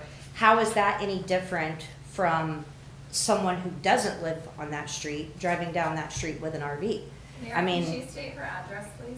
yes, 142 Oak Street. You're welcome. Oak Hill. And you can look it up, yes. My name is on the home, so. Also, as far as like noise, the county has a 10 PM noise ordinance. Everyone in the city has to follow it. Doesn't matter what address you live at, everybody has to follow that. And I have heard personally that the people that are closest to where the park will be have voiced that they don't have any problem with it being there. As far as like a buffer and all that kind of stuff, like as far as the homes that are further away from it, I really don't think that there would be any effect. So that's just my voice of it. Also, how is it any different for Jeff Bracey, who's, I guess, the most person against it, having RVs and things like that for weeks at a time on his property during like bike weeks, motorcycles coming up and down the roads all day long. I've lived at 2 different addresses on that street and have experienced it for years. So, I mean, it's no different than that. Thank you. Next. That's it, sir. That's it? Mayor, I have a couple of things I just You wanted have to the throw floor. out there for you. So, how do we know that the right-of-way usage agreement will be granted? We don't. So then, It'd be us. what would happen if that didn't, how would that work? You know as well as I do. He'd have to file a lawsuit. Because we already voted for this, to give him the Well, exception? if we approve this, he still has to meet all of the criteria. This is just his special exception to let him move forward. Right, But everything. he can't do it if we don't grant him the right-of-way. And who makes the decision about that right-of-way agreement? Who does that? Is Scott available? Yeah, I'm here. That would be reviewed by the city and city commission, planning board through the development plan review process, and possibly the county too, since he would be connecting up to a county road. What I just wanted to point out is that section 24-266 says initial determination of concurrency, and concurrency is part of your comprehensive plan and land development code. Says the initial determination of concurrency occurs during the review of the preliminary development plan and shall include compliance with the level of service standards adopted by the city. Level of service standards are in our code, and they address issues such as potable water, wastewater, transportation, drainage, solid waste, recreation. So as the project goes forward, as our planner indicated, we start delving more specifically into some of these issues. Now but with a special exception, it only applies for the use, but it allows the city to put conditions on it as they go forward. And obviously, I think the road, being the width of the road, is a safety issue. There's no way you can get around that issue. It's clearly a safety issue. So I think, the commission, as was indicated, you all have the option of approving with conditions, denying. If you're going to deny, you need to outline all the grounds for denial.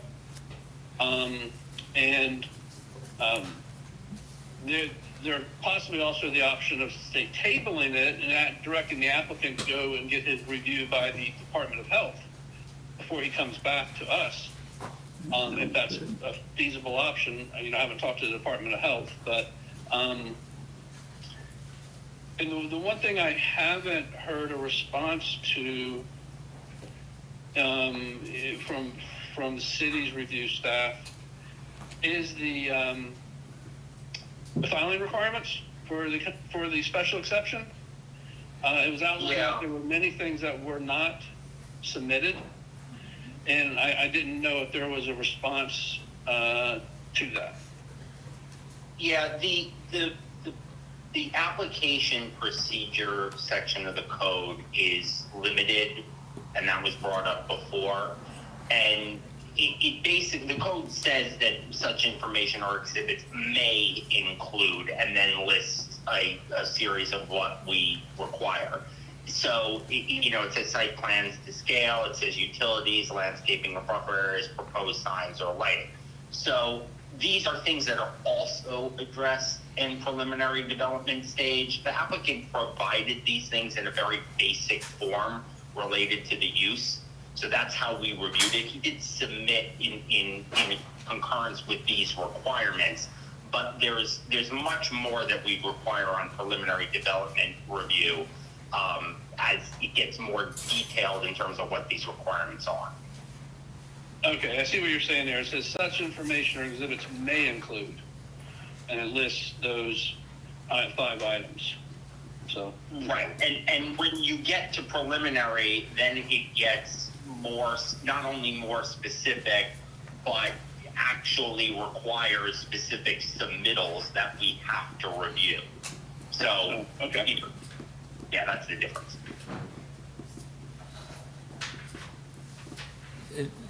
If we approve this, will we be approving exactly what's in the drawings now? no, you won't be approving. You can put conditions on there, and there's been some good discussion tonight about what could be conditions. And one of those conditions would be no more units than what they're asking for. But the specific layout of that will come to you in a final, the development plan review process. And I would think that would have to go through the Department of Health before it would come back to you. Is that right, Janet?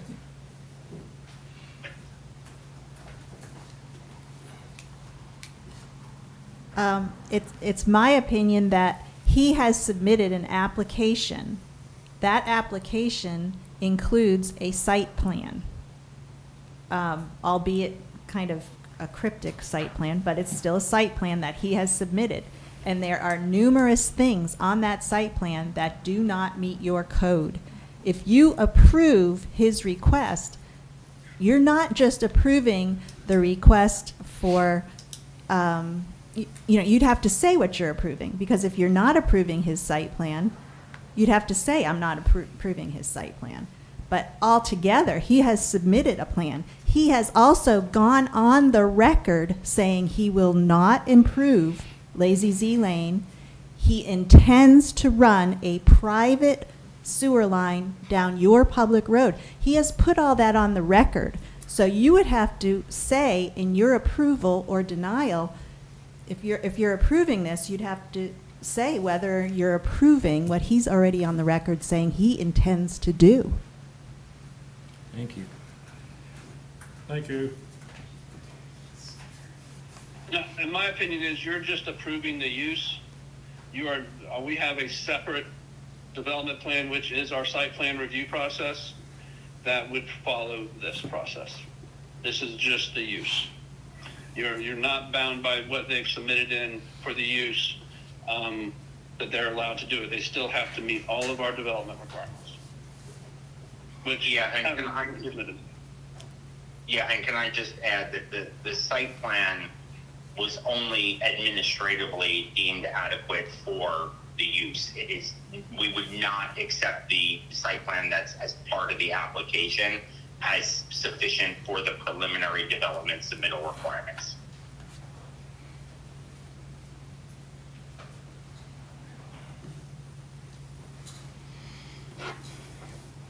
Anyone else? Nobody?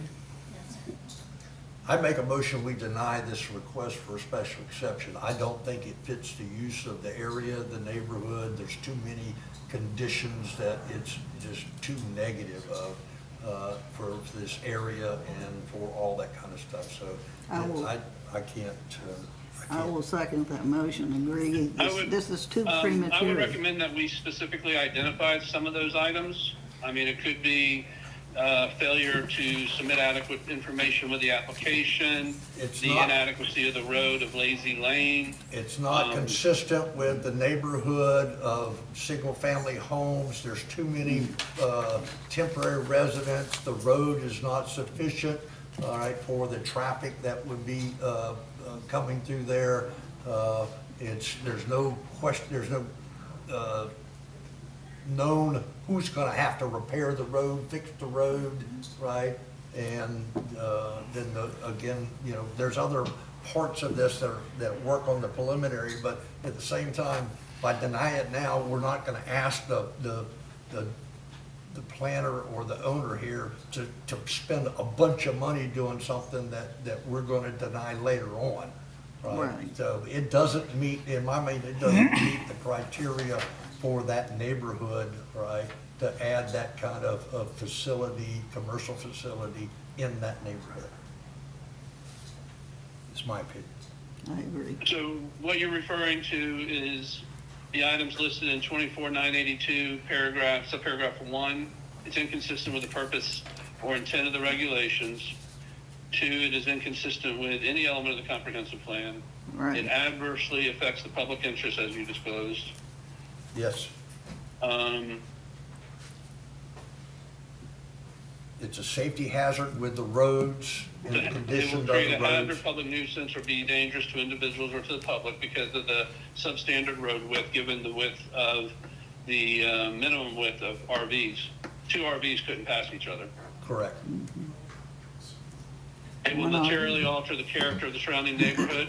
Yes. Yes. We had no competent evidence on value, so we can't refer to that. So, but it will, you can talk about character.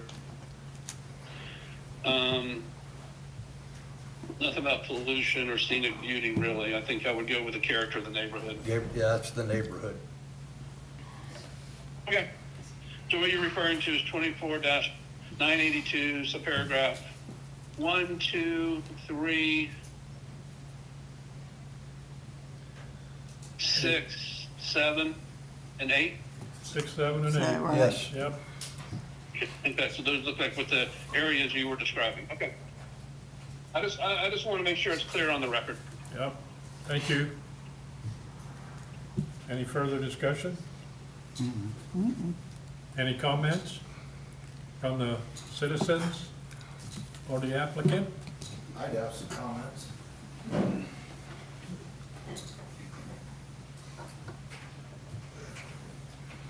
So I keep hearing the word residential neighborhood. It is not a residential neighborhood. It is zoned Ag 1, not residential. I never denied saying I would not do something with the road. I don't see how it's my fault, my issue to fix a road that the city gets taxes from and has been for 20-something years. And then on top of that, I get a $29,000 impact fee that goes with this. Also, not to mention, I'm about $7,000 into this just to get to this point right here. I had to come down here and pay $3,918 for that city planner, who I see is not even here tonight. He's here by telephone, and I'm sure I'm gonna get another bill. There's gonna be another one if I was to continue on with this. I do meet those conditions, and if that's the route we're gonna take, then I will get with my attorney with it, and that's the way we'll go. Okay. I thought we could settle this, and I could explain to people how this is gonna work and what I'm trying to do here. And it goes from one thing to another. A lot of things that were just said were totally false. Those words never come out of my mouth about temporary. I don't know where this temporary thing come from. I never said the words temporary. Somebody has put that in there. I didn't say that. They can stay in any one of these parks down here as long as they want to. There is no time limit. It's not in your codes. It does, I meet everything, every single thing, not putting septic systems. By what your code says, I can put 100 RVs on there, I could ask for 100. I'm only asking for 35. That's a third. And I plan to improve the property. No one on that street is hooked up to any kind of sewer. All their sewer goes into the ground. If you're worried about pollution, well, you're on a well and you're on a septic system. Noise pollution, there's a railroad grade 200 feet from your house. I mean, I get it, people don't want it, I get it, but denying me use of my land it's not working for me. Thank you very much. Thank you, sir. Any other comments? Call for the vote? Mayor Gibson? Yes. Vice Mayor Linwall? Yes. Commissioner McGee? Yes. Commissioner Gattacano? Yes. Commissioner Hyatt? Yes. Motion carries to deny the variance. Special exception. Special exception, pardon me. I'm busy reading. Okay. Let's Mayor, if move- I could just say one other thing, it's about the previous application for Yes, Scott. Glide Path. Because there is not a already approved subdivision, our code says that, and maybe everybody realizes this, but I just want to say it publicly, that this is a contingent approval of a final development order, and it is contingent on obtaining a subdivision. So noted on the record. I assume everybody understood that, but Yes.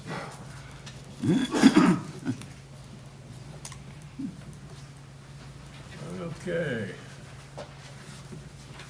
Let's move on to city attorney, ordinance, ballot questions, first reading. okay, I'll read it. City of Oak, I'll go ahead and read the title, Mayor. City of Oak Hill, ordinance number 2024-03. An ordinance of the City of Oak Hill, Florida, adopted pursuant to Florida Statute Section 101.161 and 166.031, setting forth proposed amendments to the city's charter to be submitted to the voters of the city at a general election on November 5th, 2024. Providing for ballot summaries, titles for each proposed amendment. Providing for conflicts, providing for severability, providing for codification, providing an effective date.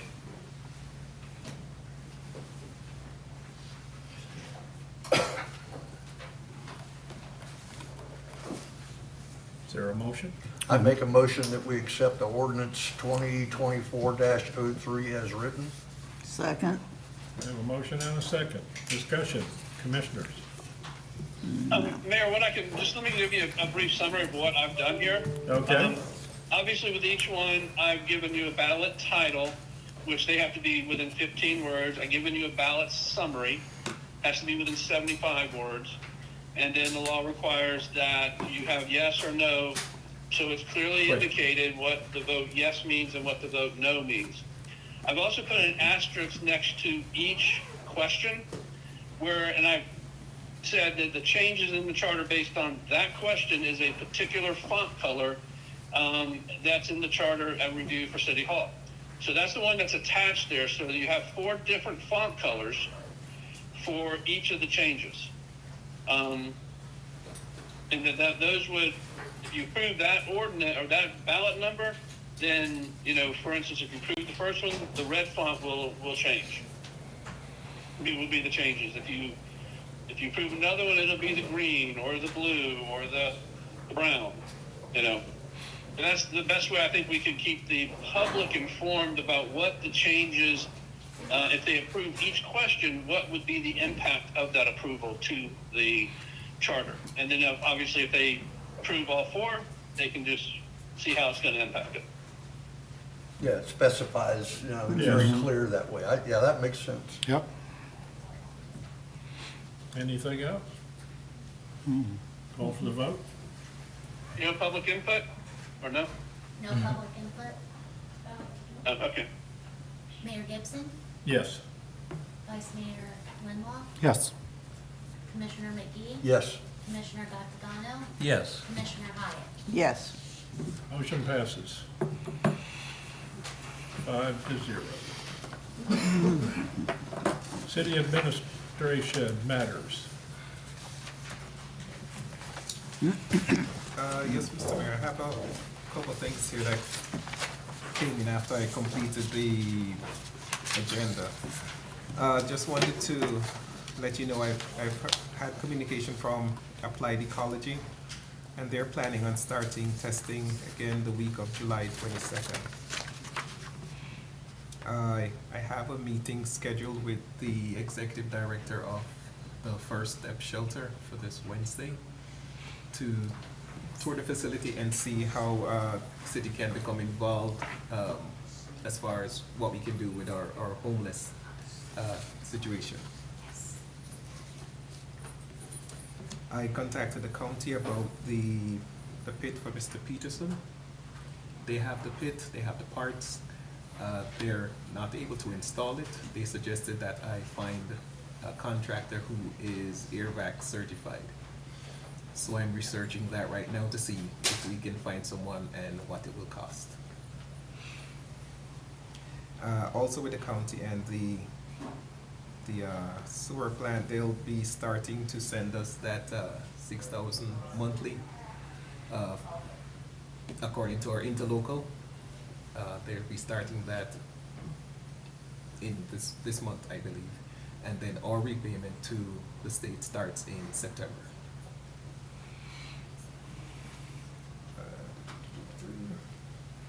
Actually, I think that was it.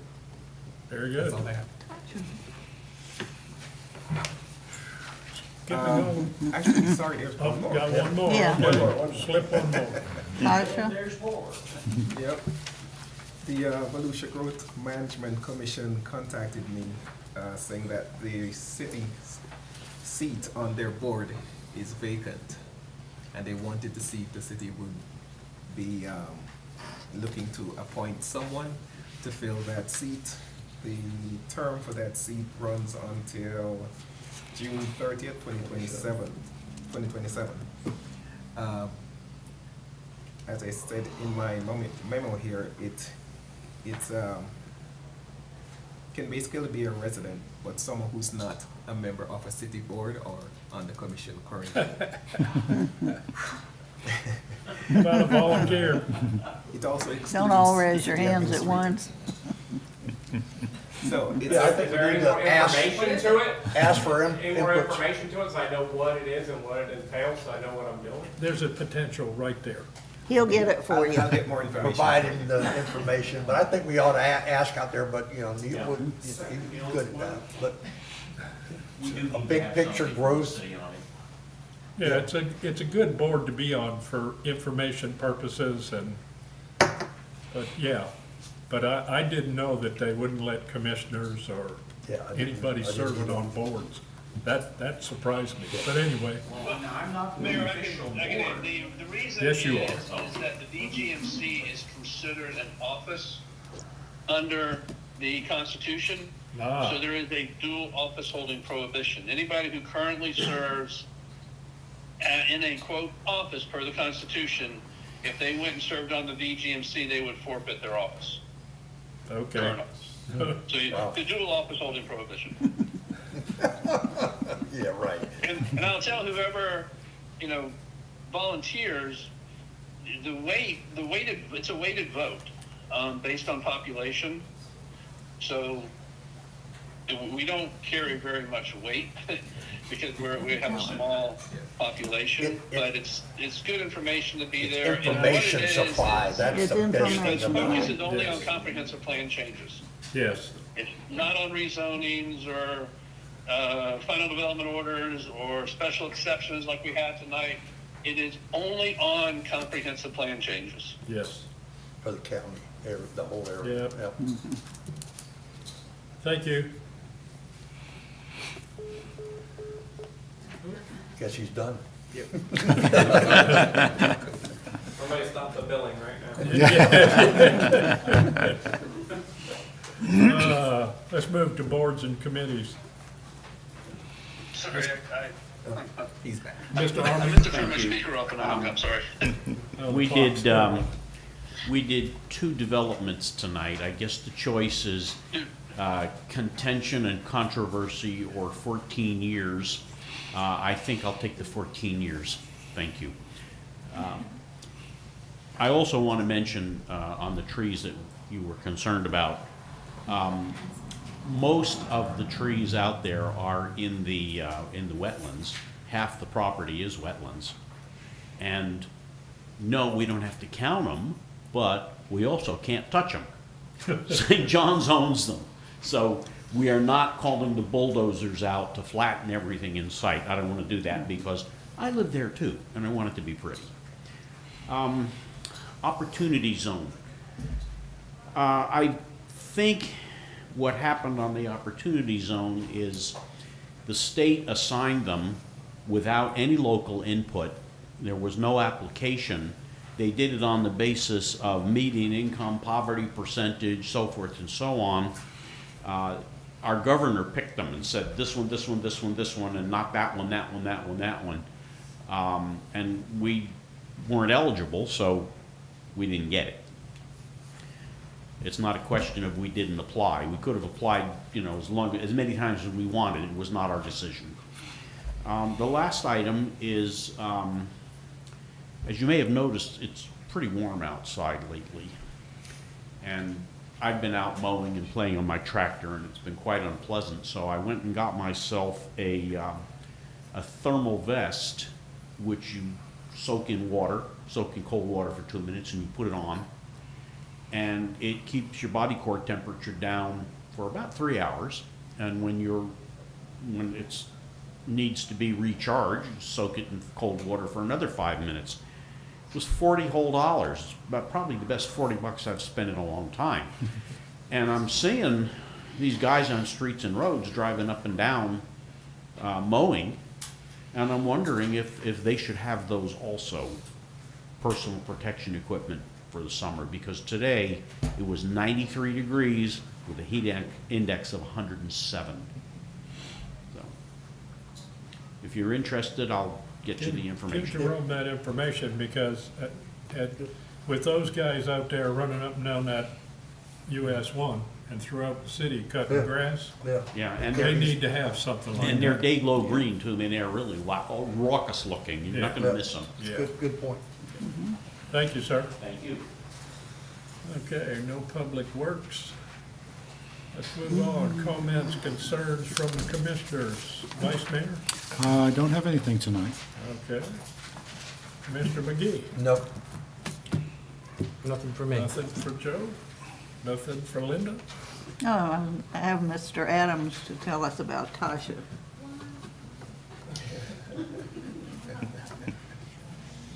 You have the floor, Mr. Adams. Yes, sir. I just wanted to let the commission and the residents know that Tasha has been promoted to deputy city clerk. Because she's been doing a wonderful job. She has stepped up to the plate. Did you get a raise out of it, I hope? Yes. All right. She has been doing extremely well. She's a fast learner. She adapts to everything and does it all with a smile. She deserves it. Right. Thank you, Mr. Adams. I attended New Smyrna Beach's interviews of candidates. And one of the questions they asked me was, what's your city doing for low-cost housing? Low-cost housing seems to be the buzzword. State passed a law, county has to fund it. So I got to thinking about, okay, where could the city put them? We acquired the church property, which means we'd have to bulldoze the church that everybody or some people want to make a historical site. That would accommodate 3. My calculation is I can build a 500 square foot house for about under 100 grand. Then we have the Powell property, US 1, supposed to be for the future city hall. There was mention of a city center, and that was in the thought of this commission purchasing that piece of property because it's in the center, basically. And then there's the community garden that we have a lease on. We could probably put 5, 6, 7 homes on that piece of property because it's a little over 3 acres. The problem that we have is, do we have the property? Do we have funding to go buy more property to do this? And all of it affects every city, it's just not Oak Hill. And I told them, I said, right now, commission has not talked, we've talked about it, but there's no decisions been made. It's a difficult proposition because of the fact that as property owners, if we want to sell a piece of property, we want every dollar we can get. That's just human nature. And so I told the Realtors Board, I said, that's a very difficult question because where's the money going to come from? We can probably get money to build, but I don't know if there's money to buy. Like Echo grants, they're 50% match. So you got to have 50% in your funding, personally, or the city, I mean. So it becomes very difficult, an issue. Anybody got any suggestions? Please let Jerome know. If you've got a piece of property that you might like to sell, let us know. I reached out to Mr. Stillings that has 15 acres. I don't think, he wants a lot of money for 15 acres. He wants $1.4 million, I think is what he's asking. There's no more affordable housing with that. No, I mean, it isn't. You know, the cost of everything is just astronomical. So when the legislation passed that law, I wonder where they thought the money was coming from. Yes, sir? I believe that. You want to donate your property? No, I'm talking about, you've already passed my property. That's done. I believe that legislation is primarily aimed at apartment buildings, that a certain number of the units have to be reserved for lower income. No. No, they've changed it. Yes. Okay. I've been looking at. But there is that law. There is on the also, books. yeah. Yes. I've been looking at trying to figure out a way to work some kind of lower cost housing. And I've been working with a number of people trying to do it. And we've been just beating our heads against the wall. It's virtually impossible. You have the price of the land, then you have lots of compliance, and then you have construction. Houses are expensive because they're built one at a time, like cars used to be built in the 1900s. You know, until Henry Ford came along and then just cranked them out on an assembly line. But you can't do that with houses because every city's got different codes, and you can't comply with all of them. You can't build a standard house. I've looked and looked and worked, and I have not found a way to do it.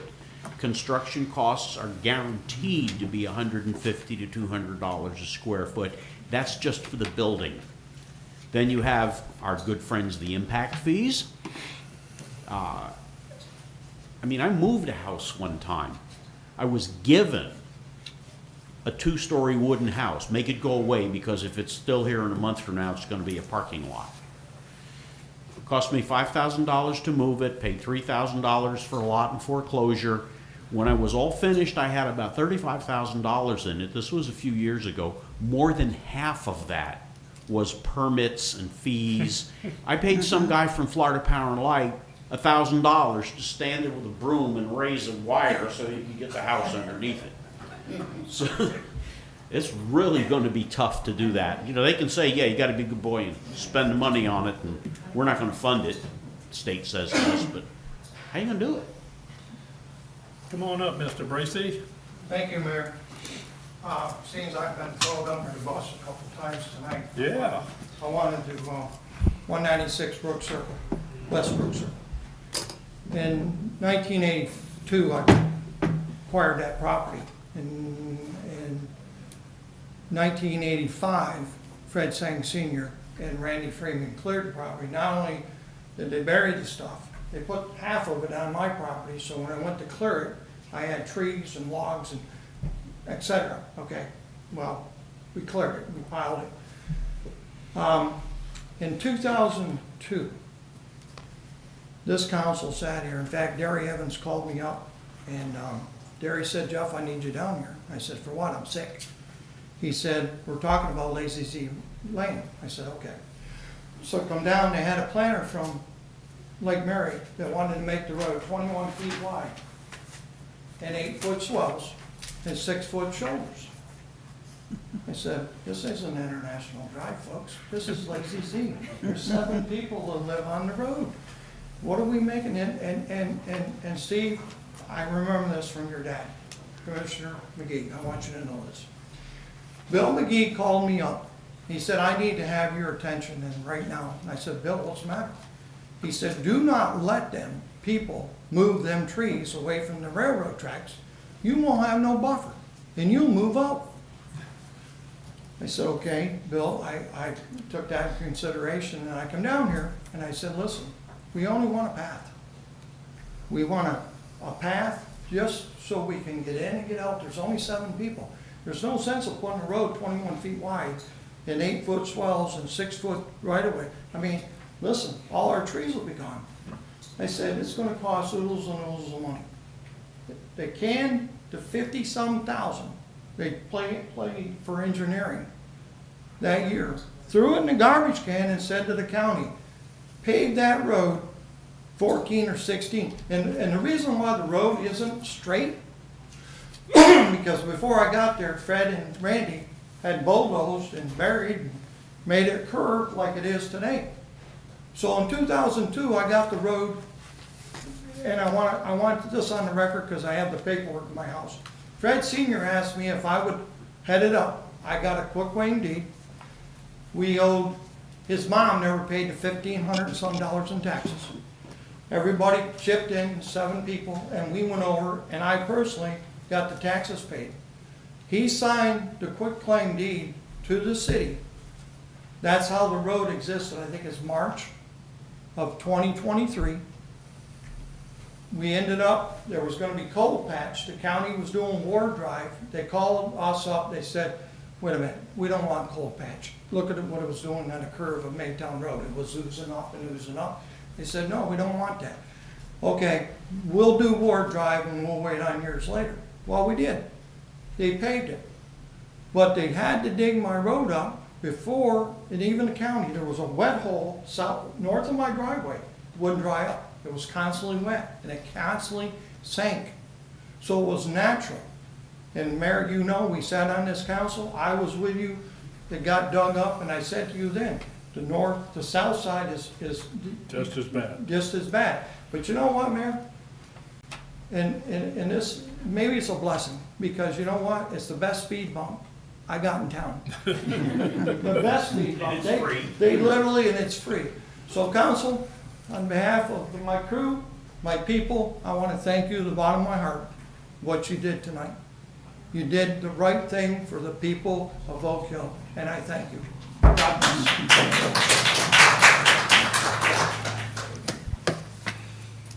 Is there a motion? Motion to adjourn. Second. Meeting adjourned. Everybody be careful going home. Thank you. Thanks, Scott.